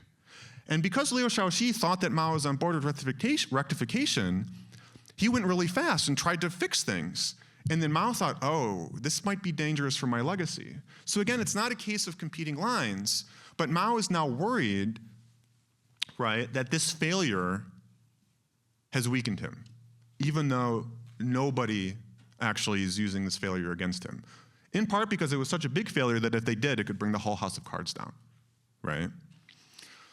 Now, this is what makes succession politics so hard for the party to manage, right? Because if it's such a leader-friendly system, you have to be sure that the person you pick to replace you is someone you're absolutely confident in, and also isn't someone who, after you go, destroys your legacy. So Xi Jinping, what's interesting about him is his father was a close associate of Zhou Enlai, who was one deputy to Mao. His father was also a close associate of Hu Yaobang, who was a close associate of Deng. And they both failed because they didn't manage these two-line system politics well. And in fact, Xi Jinping's father thought Deng was an autocrat. He thought he was a bully. He thought he was a dictator. So the question becomes, why is Xi Jinping looking like he is himself doing the strongman politics model? And I think he's actually reacting to what his father saw, which is, well, if the two-line system is so explosive, we don't want a two-line system. We need to concentrate authority in me. And if the succession is so dangerous to get right, we're not going to have a succession. But you can see how that is also very dangerous. Because if you don't have someone that you delegate to, well, are you going to read everything? Are you going to make every decision? Right? And if you don't pick a successor, well, you're going to get old sooner or later, and that's also a problem. Now, I want to have a little asterisk and say that this doesn't mean that Leninist systems can't do course corrections. In some ways, they're really good at course correction. Why? Because the ideology strategic guidelines can be so ambiguous and vague that under one party plenum resolution, you can do all kinds of different things, right? So if you say we need economic modernization, but we also need security, you can have the security guys doing one thing, and you can have the economic guys doing one thing, and then you can say, oh, things are so bad, we need to think more about the economy, at least for a few months, and then sort of go back and forth. Tactician, flexible, right? And the other is that if you're that powerful, you can course correct, and there's no repercussions for you, right? So for example, when after decades of criticizing the United States, and Nixon went to China, people were confused, but it didn't matter. It was just that simple. Zero COVID. People used to say that Xi Jinping could never move away from zero COVID because he was associated with that policy. That easy, right? So, you know, what I'm arguing against by describing this model concept of politics is something different from, I think, a more conventional understanding of politics as a system of exchange, right? Where you have people who have a different point of view. They campaign for people within the elite to support you because you have this view. A view that when you screw up big time, there's a mechanism where you're punished. That's what I'm arguing against. So it's a situation where you're not looking at these problems in a way that's divorced from the power political element that's inherent to this Leninist system, right? So what does this mean for Xi Jinping? Well, on the one hand, I think it means that he's so strong and ideology is flexible enough that he can basically do whatever he wants with regards to the elite. Now, that doesn't mean that he doesn't worry that certain choices will have consequences. In fact, I won't go too much into this, but he is very afraid of the weaknesses in the Chinese system. And he's very openly reflective about the danger of small risks turning into big risks and social and economic risks turning into political risks. So he doesn't think the party can do whatever he wants. I mean, he does talk a lot about suffering and the ability for the Chinese people to eat bitterness. But I also don't think he's an idiot. I think he appreciates that economic growth is still an important element. But at the same time, looking forward, right, these succession two-line problems are only going to get more serious. And if the leadership feels it's failing and it raises doubts and Xi Jinping starts going after people to punish them and scapegoating them, it can lead to like distrust within the elite. And if he finally does pick someone as the successor, he's going to be watching them very closely. And of course, that person will do everything they can to win Xi Jinping's trust, but Xi Jinping will have every reason to doubt it. 1968, Mao Zedong gives a very interesting set of remarks. He said, every single one of you voted for the Cultural Revolution in 1966, but because so many of you were purged after, because you didn't do exactly what I wanted you to do, shows that you were lying to me. So that paranoia, that skepticism, I think, will also be more prominent. But also, and I'll conclude with this, Xi Jinping says that what the United States wants to do is achieve peaceful evolution. It's a war without gunpowder. And that the United States has placed its bet on the young people in Chinese schools right now because that's the third generation. And in Xi Jinping's mind, that's the one that's most vulnerable to corruption and Western values. And he says these people need to relearn the value of struggle and going to the countryside. And whether that generation wants to get on the merry-go-round again, or whether after COVID, they're exhausted and they want to care more about going on their own lives than this national mission, is something that we'll see. And I'll conclude there. Thank you.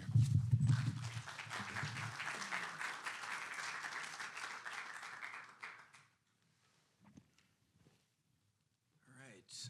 I'm just going to start out by saying thank you so much to Paul, Mark, and Jeremy. It's always wonderful to have the opportunity to come to Texas. I'm going to talk at the outset not about history nor even about economics, but about theology, which is not where I expected to begin. But as I was reflecting a few weeks ago on how to present my paper today, I sort of got interested in the low-key controversy that erupted around J.D. Vance's misinterpretation of Augustine's doctrine of Ordo Amoris. This, as many of you know, is the idea that properly ordered love begins with God and then passes through God to humanity writ large. Now, J.D. Vance got this wrong. He misinterpreted Ordo Amoris as conveying the idea that love properly ordered begins with one's closest family and associates and thence spreads out to humanity writ large. I think that what Vance actually did was to conflate Augustine's idea of properly ordered love with Adam Smith's very secular idea that human affections pass through a series of concentric circles of sympathy. Why mention this at the outset of my talk? Well, at some level, I'm tempted to do it just to point out the mistakes of a Yale man. But I'm actually interested, seriously, in how this idea of properly ordered affection in its Augustinian or Smithian version might relate to another idea of Adam Smith's, which is the idea that commerce works best when it is not circumscribed by politics, as in the classic model of an early modern empire with navigation acts like the British, but rather situates within a commercial society unfettered by political constraints. Now, it's important as we grapple with the Smithian idea of a commercial society as the natural sort of venue and incubator of commerce to situate Adam Smith within his proper historical context, which was that of a 18th century European commercial society in which commercial intercourse occurred among countries that were closely bound by history and culture. This 18th century European world, I'm going to argue, was not so fundamentally different from the Cold War West, at least so different from the Cold War West in its classic early post-war phase. I argue in the paper which I pre-circulated with Bob that the Cold War West cohered as a commercial society because of a combination of geopolitical and cultural affinities. The cultural affinities are really important. And of course, our keynote speaker, Michael Kimmage, is perhaps going to talk about those at lunchtime. I've certainly taken inspiration from his book, The Abandonment of the West, in thinking about them.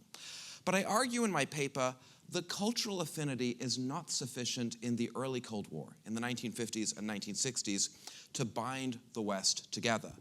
To understand why the West functions and coheres as a commercial society, as a society in which the United States is willing to assume outlandish responsibilities for the welfare of the West writ large, we need to think very seriously and grapple with the ways in which shared geopolitical anxieties catalyze American commercial generosity. If the United States forges, as I'm arguing in the book project that I'm trying now to complete, an empire of distribution in the Cold War, an empire wherein goods pass from the United States to subordinate allies and clients, goods including welfare provision, goods including security provision, we need to understand how geopolitical anxieties, a common fear of the Soviet Union and world communism, serve in the early post-World War II phase to bind the West together. And if we want to understand why the United States in recent decades, but especially in recent years, has proved less and less capable of holding together an international commercial order organized around the premise of American responsibility for subordinate allies and clients, we need to think hard about how the Cold War as an economic order is altered quite fundamentally in the 1970s and 1980s. It's altered, I argue, as a result, of the ways in which the globalization process in the 1970s and 1980s transforms a system of international economic order, which in the early phase of the Cold War was centered really quite squarely on the North Atlantic world, on the geopolitical and cultural West. In the 1970s and 1980s, the globalization process makes the world economic order far more global than it had been in the early Cold War. The global South increasingly comes to participate in what had been a North Atlantic globalization system. The scope of globalization brings countries far removed from the West within the commercial republic, to use a Smithian analogy or a Smithian metaphor, that the United States presumes to lead. In the late Cold War, and especially in the 1990s and after, the United States comes to think of itself not as the orchestrator of a Western economic order, but as the orchestrator of a global economic order, an economic order that will be truly universal in scope, not limited to American allies and clients, as the post-World War II order had been, but functioning at the scale of the world entire. This, arguably, is the first planetary economic order to exist in the history of our species. So what happens to make American leadership of this order in our contemporary political moment so intensely contested? Here I would suggest it may be helpful to return to Adam Smith and perhaps to Augustine. What the United States strives to uphold is a universalist order, an order in which no meaningful differentiation will be made between allies and clients, between those countries, those societies that the United States favors and considers close relations, and distant trading partners, countries separated from the United States by immense chasms of cultural and historical differentiation, countries not bound to the United States by shared geopolitical anxieties. As the scope of the commercial order that the United States presumes to lead has broadened, the United States, I argue in my paper, has become less and less capable in terms of its domestic political institutions and political opinion, domestic public opinion, of sustaining the sacrifices necessary to lead the world economy as a whole. A variable that Mark emphasized in his remarks towards the end of the last panel, public opinion, I think comes to intercede quite decisively in the willingness of the United States to sustain world economic order as the scope of that order passes in the 1970s and 1980s from the West, from the North Atlantic Cold War world to the world economy as a whole. Engaging China in a US-led world economic order might make excellent strategic sense. It is a project whose strategic sense in some ways is confirmed by analogical lessons that American policymakers in the 1990s draw from the end of the Cold War, from the circumstances of the Soviet Union's implosion. And yet, the inclusion of China in a world economic order centered on the provision of American public goods ultimately proves unsustainable in the court of American public opinion. Therein, I argue, lie the historical and political roots of Trump's backlash against the American world order and the origins of our present political predicament. That's where I'm going to conclude, and I'll turn this over to Bob.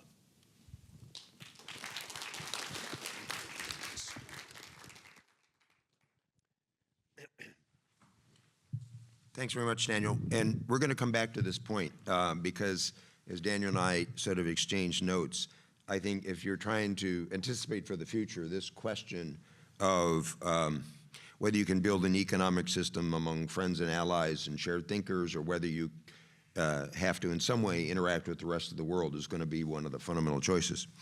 But for the sake of brevity, what I wanted to focus on for my remarks as opposed to my paper was to imagine that it's 2030, you're advising a new group of people, because I don't think my advice is going to be taken by the current group, and offer some perspectives from historical experience about principles you'd want to incorporate in your thinking. First, good financial credit will remain the cornerstone of national security, as Alexander Hamilton recognized in 1789. He described his task as building, quote, the superstructure of American greatness. With a wonderful sense of irony, if he hadn't created America's credit-worthy bonds, his rival Thomas Jefferson would have never been able to buy Louisiana. He had to pay about $11.25 million in bonds. The total budget of the United States was about $9 million in 1801. He had to rely on credit. In the Civil War, the debt of the Union expanded from $64.8 million in 1860 to $2.8 billion in 1866. With all the studies of battles and leaders, the Union was able to overwhelm with resources and people the Confederacy, which inflated its economy. U.S. credit paid for Allied victories in World War I and II, with European recovery from the global financial crisis and the pandemic. But as one of the questions raised today, debt as a percentage of GDP is about 100%. The peacetime high was 106% in 1946, and we've got budget deficits of 6 to 7% as far as the eye can see. So we're running out of buffers. No one knows for sure when this breaks, but there will be another crisis for certain, and we have less room to deal with it. Second point, 19th century Americans expanded both territory and people. They saw these as linked with economics and security. I'll pass on the conquest of additional territories these days, but legal immigration should certainly add to America's talent and improve the demographics. Third, I want to draw your attention to William Seward, who you probably know most for his purchase of Alaska. He was Secretary of State 1861 to 69. He represents a very interesting transition in thinking about geography and power. He was able to conceive of a notion of a North American Union based on free choice, not conquest or coercion. This is a man who had opposed the Mexican War. Now, he had his interest in territories as well. Particularly based on his Civil War experience, he was concerned about maritime approaches. So in addition to buying Alaska and acquiring the Midway Islands, he wanted to get British Columbia, Hawaii, the Danish Virgin Islands, the Dominican Republic, and yes, Greenland and Iceland. But what's important when you read his work is that his generation, and you see this in Lincoln's words, had this almost mystical notion of the concept of union, which the victory in the Civil War just solidified, about some notion of confederation based on commerce and sort of shared republics. In 1979, Ronald Reagan opens his presidential campaign with a speech where he says, it's time that we stop thinking about Canada and Mexico as foreigners, and it's important that our nearest neighbors be stronger, not weaker. This helps lead to the Canada Free Trade Agreement in 1988, which I was involved in, the NAFTA agreement in the early 90s, which I was also involved in. And it's a notion of the continent not only based on cooperation for common interest, but as a continental base for dealing with, we talked about sort of regional structure and for sort of projecting power outward. Fourth, the attractive power, which Seward is partly talking about, or Joe Nye's soft power, is a powerful asset beyond North America. There was an allusion to John Hay's Open Door. Open Door was about more than trade. It was the notion of transnational relations. Missionaries were very important. Engineers were very important. This is an important part of how America projects itself to the world. Actually, if you want an earlier security model, Teddy Roosevelt combined this with dominance in our hemisphere, but a mediating role of balance of power, which he did quite skillfully in Europe, actually with the first Moroccan crisis, as well as in after the Russo-Japanese War. Obviously, the attractive power as the U.S. becomes an important part of our post-World War II system. Fifth, the international system needs to provide energy security, but now we're going to be in a complex world where you have to have strategies to transition from carbon-based fuels. Sixth, you need a dynamic and adaptable system to manage differences, buffer shocks, supply public goods, reflect technological innovation, and advance growth and opportunity. You might call it muddling through. And this is where the difficulty sometimes that security strategists have in understanding the nature of the economic order often shows up. It's a highly dynamic system. It's not a stable system. It's not a balanced system. You have to figure out an evolving mix, as you see in the paper today, of money and exchange rates, trade in goods and services, and now data, debt and credit, immigration, energy and security. As some of Mel Leffler's early work mentioned, the U.S. actually tried to do this in the 20s, but didn't have political support. If it hadn't been for the Great Depression, the Dawes and Young plans might have worked with the combination of reparations and debt and trade. The 1930s obviously is an example of breakdown. Now, many of us learned the Bretton Woods as a supposed lesson to be learned and sort of correction of this system. But what I want to emphasize for today, and in my paper I'll go into greater detail, from the start it was adaptive. So Ben Steele has made the point that in 1944 at Bretton Woods, the designers assumed U.S.-Soviet cooperation, a pasteurized Germany that was deindustrialized, safe receding of the British Empire, and reestablished global trade supported by the IMF's modest balance of payment support. By 1947, 3 years later, all those assumptions are wrong. And so you have a new group of people, actually moved from the Treasury to the State Department in 1947, that designed a totally different system. And if you look at the post-war or the Cold War economic system, this happens continually. The 1971 sort of shock in terms of moving off the fixed exchange rate system to a floating system that they frankly hadn't foreseen or imagined. It's rather haphazard, and it leads to a decade of stagflation. In the second Ronald Reagan term in 1985, my boss at the time, James Baker, sort of was trying to deal with the high value of the dollar that was sort of contributing to political protectionism that had actually run throughout the 70s, as Daniel's work shows. And he comes up with a cooperative system through the G7, dealing with sort of exchange rates at the same time as a tax reform, developing country debt workout.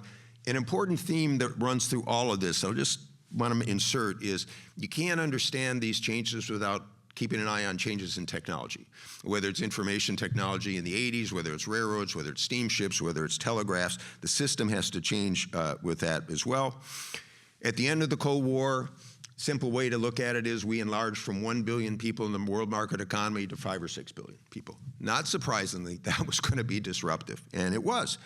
And there was a new effort at adaptation. The Uruguay round that created the WTO, EU enlargement, NAFTA and a series of FTAs, export-led growth for developing countries, sort of debt and exchange rate crisis, and of course, rise of China.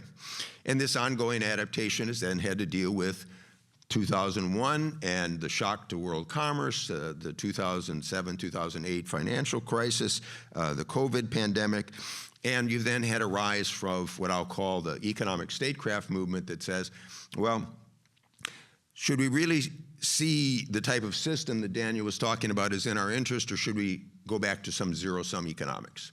And that's kind of where we are today. You had two presidents of different parties, both moved to protectionism. In the Biden case, they combined it with very large subsidies, which they thought was part of an industrial renaissance. Other people would say was a lot of money that sort of added to the debt.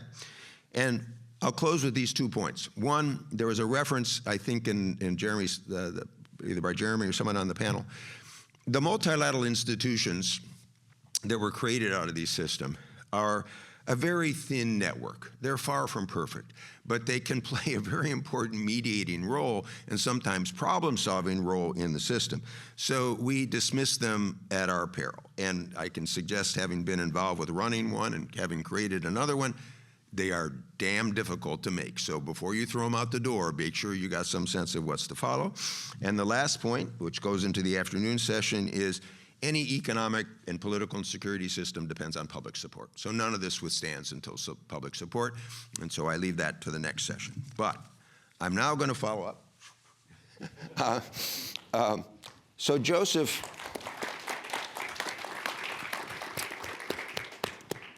as you know from my notes, I'm very excited and impressed and learned a lot from your work. But one of the questions that you still leave unanswered is, how does economic change happen in this system that you described of court politics with Chinese characteristics?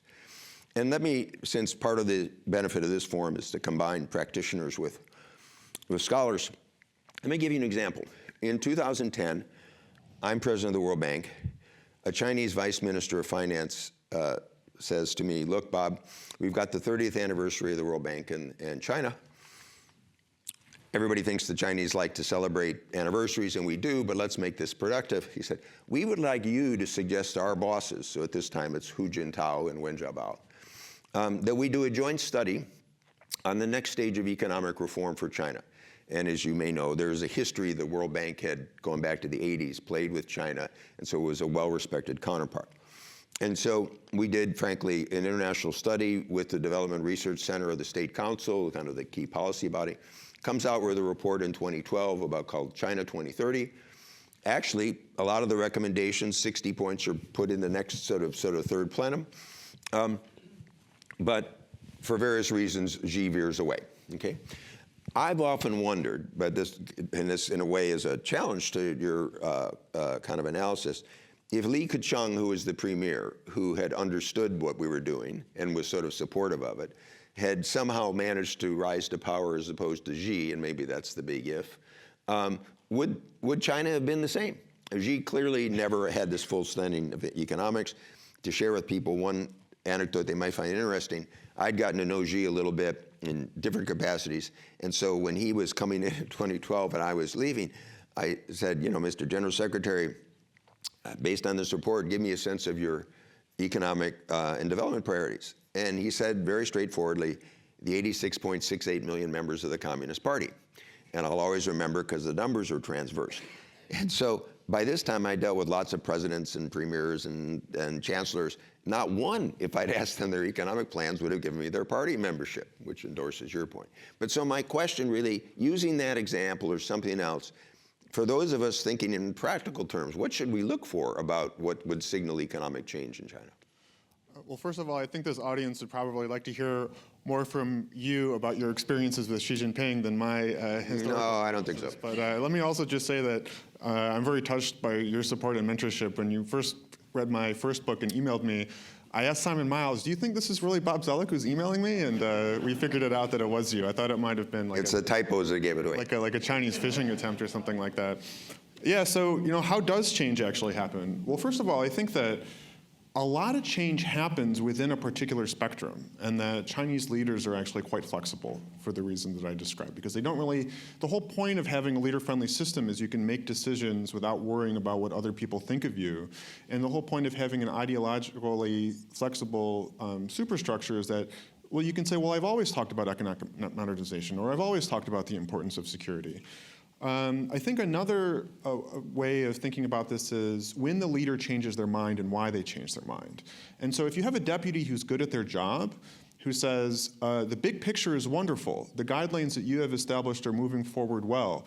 There are some problems in implementation. Let me suggest that there's a way of doing things in a way you would like that are a little bit different from what we're doing right now. So we see them move away from zero COVID. We saw them move away from wolf warrior diplomacy. We've seen the party talk different ways about the economy even since Xi Jinping came to power. Then I think there is this generational changeover, right? So, what happens after Xi Jinping dies, I think, is a big question. And part of that question will be, first, how bad of a job people thought he did, and second, how forcefully they can make that change without raising doubts in the system and having it turn too quickly. So that's one of the reasons people thought Hua Guofeng was a Maoist, was because he tried to say, we're doing exactly what Mao told us to do, to justify doing exactly what Mao told them not to do. And that was a hard thing to turn. If you turn too quickly, he was afraid the whole cart would come over. But I think also one way to think about it is, does China really change that much? And certainly, like as Ron Emitter's piece said, China looks very different in some ways every 20 years, but in some ways it looks quite similar. And one of the things I've talked about is that a Leninist system, the continuities are actually quite prominent that we should remember, and not forget. If Li Keqiang came to power, well, my biography of Xi Jinping's father probably wouldn't exist, so the world would look a little bit different, certainly. But, I don't actually know the answer to that question. And the reason I don't know the answer to that question is, first of all, let's say that Li Keqiang gets into that position could change him, right? I mean, once you're in the chair and you realize how many different ways the party could fall apart, you could start leaning forward in the way that Xi Jinping did. For example, people think of Hu Jintao as like this reformist interregnum. Hu Jintao has emotionally at inter-party meetings thanked Xi Jinping for doing what he wanted to do but could not, right? So part of it is also what you want to achieve, but also your level of political skill and how daring you are and how forceful you are and how aggressive you are. So I think personalities also matter a little bit too. And then also, let's say Li Keqiang comes to power and he screws up. Like I said, these are very leader-friendly systems, but if you have a figure like Xi Jinping in the wings, it could be something you need to worry about, that if you're not a forceful leader and the party feels it needs forceful leadership, and it reaches the level of being existential. This, I think, is actually finally when powerful leaders get in trouble. I wrote about this in the Journal of Cold War Studies about why Khrushchev failed. Khrushchev didn't fail because the people around him had different policies, and they didn't fail because he screwed up. He was removed because he got overconfident and because the people around him thought he was coming for them first. So one thing to connect with the earlier panel and with Jeremy's point is that when I read the work of many true China scholars who know much more than I do and speak the language, sometimes as they look through the documents, and I'm not saying this is the case in your work, but there's almost, they find in the documents where they almost is kind of the Marxist-Leninist theology, and they believe it's totally determinative, okay? And I would just suggest that based on my experience, chance, contingency, how people deal with problems, kind of what we used to consider was part of the study of history as opposed to political science theory, that those are actually quite important. And so as we can, the reason I was pressing on this is that as you consider options for dealing with China, we've got some former diplomats here. Part of the challenge is, how do you try things? How do you sort of test ideas? They may not work, but kind of how can you nudge the system? So then for Daniel's full paper, which when it's developed, I think will be a wonderful piece, raises an issue that I just want to draw, which is that it's obvious that it's not easy, but it's easier to develop cooperative economic relations and all that's associated with it with people of like-minded political systems, okay? And Daniel brings in the term universalism, and since we talked a little bit about human rights, what it reminded me of a little bit is some of the realist criticism of kind of foreign policy that is too universalist in terms of American rights and principles. I want to press you on economics. I'm not sure you can make that distinction. When I look at the world capital markets and trade markets and commodities markets, I don't think we can separate them so easily. So in other words, we may like to figure out we could have a world just of economies of the G7 nature, and particularly given the growth of emerging market economies that are now going to play China off from the US, I don't think you can do that. So I think you need some sort of more network system or different tier system, but what do you think? Well, a couple of points. First, I think there's been a obvious propensity for universalism in U.S. trade policy from the very beginning, right? It's present in the Model Treaty. Right. So universalism has been a goal for trade policy for a very, very long 1776. That's right, a long time. But if you look at how the history of actually U.S. trade relations have evolved, with what counterparties have Americans been trading, it really is the case that until quite recently, a robust preponderance of American trade has been within the North Atlantic world. It has been with countries that Americans recognize as culturally kindred, as part of some Euro-American cultural zone. If you look at what's happened since the 1970s and 1980s, you do see a real diversification of the U.S. trade portfolio. I actually calculated the percentage of U.S. trade that is done with countries that are formal allies of the United States. And there is a significant deterioration associated with the rise of China, obviously, in the percentage of U.S. trade that flows to countries that are formal allies of the United States. Now, in many ways, that's a positive development. What it shows is that a multilateral trading system organized around universalist precepts is maturing. But I think it creates real domestic political problems. So I suppose I'm just going to conclude this by making a distinction between sort of my normative analysis, which I think looks favorably on the diversification of the U.S.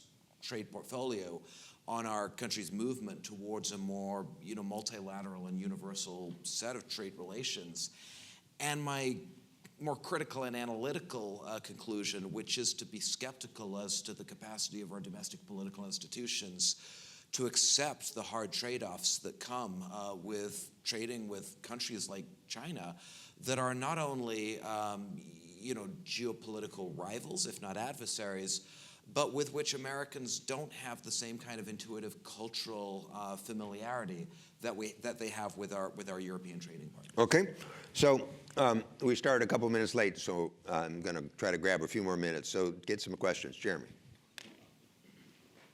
since I invoked you. So I wanted to ask about money, which is deceptively simple sounding, but also very difficult, right? I mean, one of the defining characteristics of the economic systems of the Cold War, right, is the presence of the dollar. Dan, you've certainly written about this quite a bit. The exorbitant privilege, as de Gaulle calls it, right? What do we learn from the Cold War about the things the United States did or didn't do, intentionally or unintentionally, that allowed the dollar to have this extraordinary role that we know is not historically necessary, right? We might be moving into a world where that's not the case. Or another way of asking my question is, what advice would you give to Jerome Powell about what we can learn from the Cold War to maintain America's exorbitant privilege? That's a hard question to answer succinctly, but I'll try. I mean, the Cold War is really a story in two halves, so far as the dollar is concerned. I think, de Gaulle's characterization of the right to print money as a source of exorbitant privilege, I think it's only half the story. The gold dollar overhang creates real constraints on foreign policy in the 1960s, which Frank Gavin has written about very, very effectively. What the gold dollar overhang does at the scale of the system, right, the circulation of escalating quantities of US dollars outside the United States in the world economy, is to provide a sort of pump of liquidity into the system that sustains, for a couple of decades, the illusion that the global monetary system is still tethered to a source of real value, which is gold. By the early 1970s, that illusion has become unsustainable, and the world transits into a world of fiat currencies, which is a world that takes shape in the Cold War. It's a world that endures down to the present, and I think it's likely to remain our monetary future, for the foreseeable future. So what I'll add to this is, Paul Volcker had this wonderful comment that he said, it turns out that people are more willing to hold dollars not backed by gold than they were dollars that were backed by gold. Okay, well, why is this? Well, the underlying strength is more than the linkage to gold. It's the liquidity of the financial system. It's the depth of the financial system. It's the rule of law of the financial system, the trust and confidence of the system. And you will see differences as you are in in trade account, for example, the renminbi will use more as China expands trade, but there was a view that, okay, China's going to take over the reserve account. It's bumping along at 2 to 4%, which is about where Japan is or Britain is. The U.S. was about 45% of reserves in 1992, went up to 70, now it's down to 57. The gap is made up by Canada, Australia, Switzerland, so on and so forth. But this is where this conference is extremely timely. For the first time, and you see this in the paper, and I heard it from people I know in both Europe and Asia, people are uncertain about whether they can trust the long-term investment environment in the United States, okay? That is a very big deal, Jeremy. In other words, so this isn't, well, what's the value of your equities versus somebody else's, and what's going to happen with relative exchange rates and interest rates and so on and so forth. It's confidence in rule of law in the system. So I'm afraid you mentioned Jerome Powell. This one's beyond Jerome Powell. This is in somebody else's court, and it's risky. Yes. Yeah. So I have we had a great talk yesterday, and I was sold on the idea that the Cold War analogy isn't a good one. But I don't really understand. I've tried to track over the years as a China person, but following what's going on, some of the points you're making about the different moves that have been made or the changes in position. I'm thinking right now, for example, about speeches that were given in the early 2000s, sort of telling us what we wanted to hear about the direction that they were going in, and that was actually an MSS guy undercover as doing that. And then more recently, the Wolf Warrior thing, which they backed off of. The question I have is, does gunpowder, war without gunpowder sounds a lot like Navajo code talk for Cold War. How does China how does it answer the question? Not what it's saying publicly right now, but inside the corridors of power, do they feel that they are in a Cold War, or whatever they call it, with the United States? So one of the intellectuals who writes these articles justifying the nature of Xi Jinping's rule says that during the 2000s and 2010s, peaceful evolution was working. And it triggered a political reaction within the party that activated the righteous forces that had only been hidden. And then Xi Jinping is a manifestation of them, who arrested that trend and stopped it from moving forward. And Xi Jinping... So important to distinguish. Peaceful evolution from the West point of view is a good thing, but not from the Chinese point of view. Correct. So Xi Jinping has said in speeches that have leaked out that an old comrade told me 3 things. Don't give up 5,000 years of Chinese traditional history, don't give up an inch of territory, and don't give up the system that we inherited, which is his way of saying we're not moving to constitutionalism, which is what some people wanted. And in these same internal speeches, he said that the United States will become more brazen as China gets stronger because they cannot handle a part of the country that is a different ideology, and therefore actually things will heat up. And this, in a way, seems prescient in the sense that things have heated up. But he also says, interestingly in their speeches, that it doesn't mean we don't benefit economically and financially and technologically, but we need to be clear about the United States never allowing us to sort of coexist with them. And in fact, they will be, increasingly obnoxious in their attempts to achieve this peaceful evolution.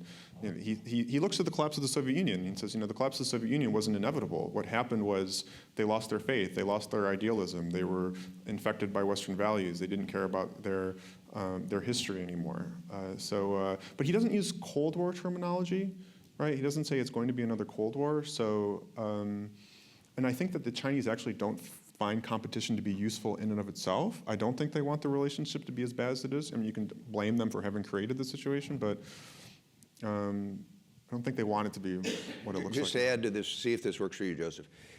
One of the commentators, I think Barbara mentioned, Cold War often comes from an American concept because it was so important for us, right?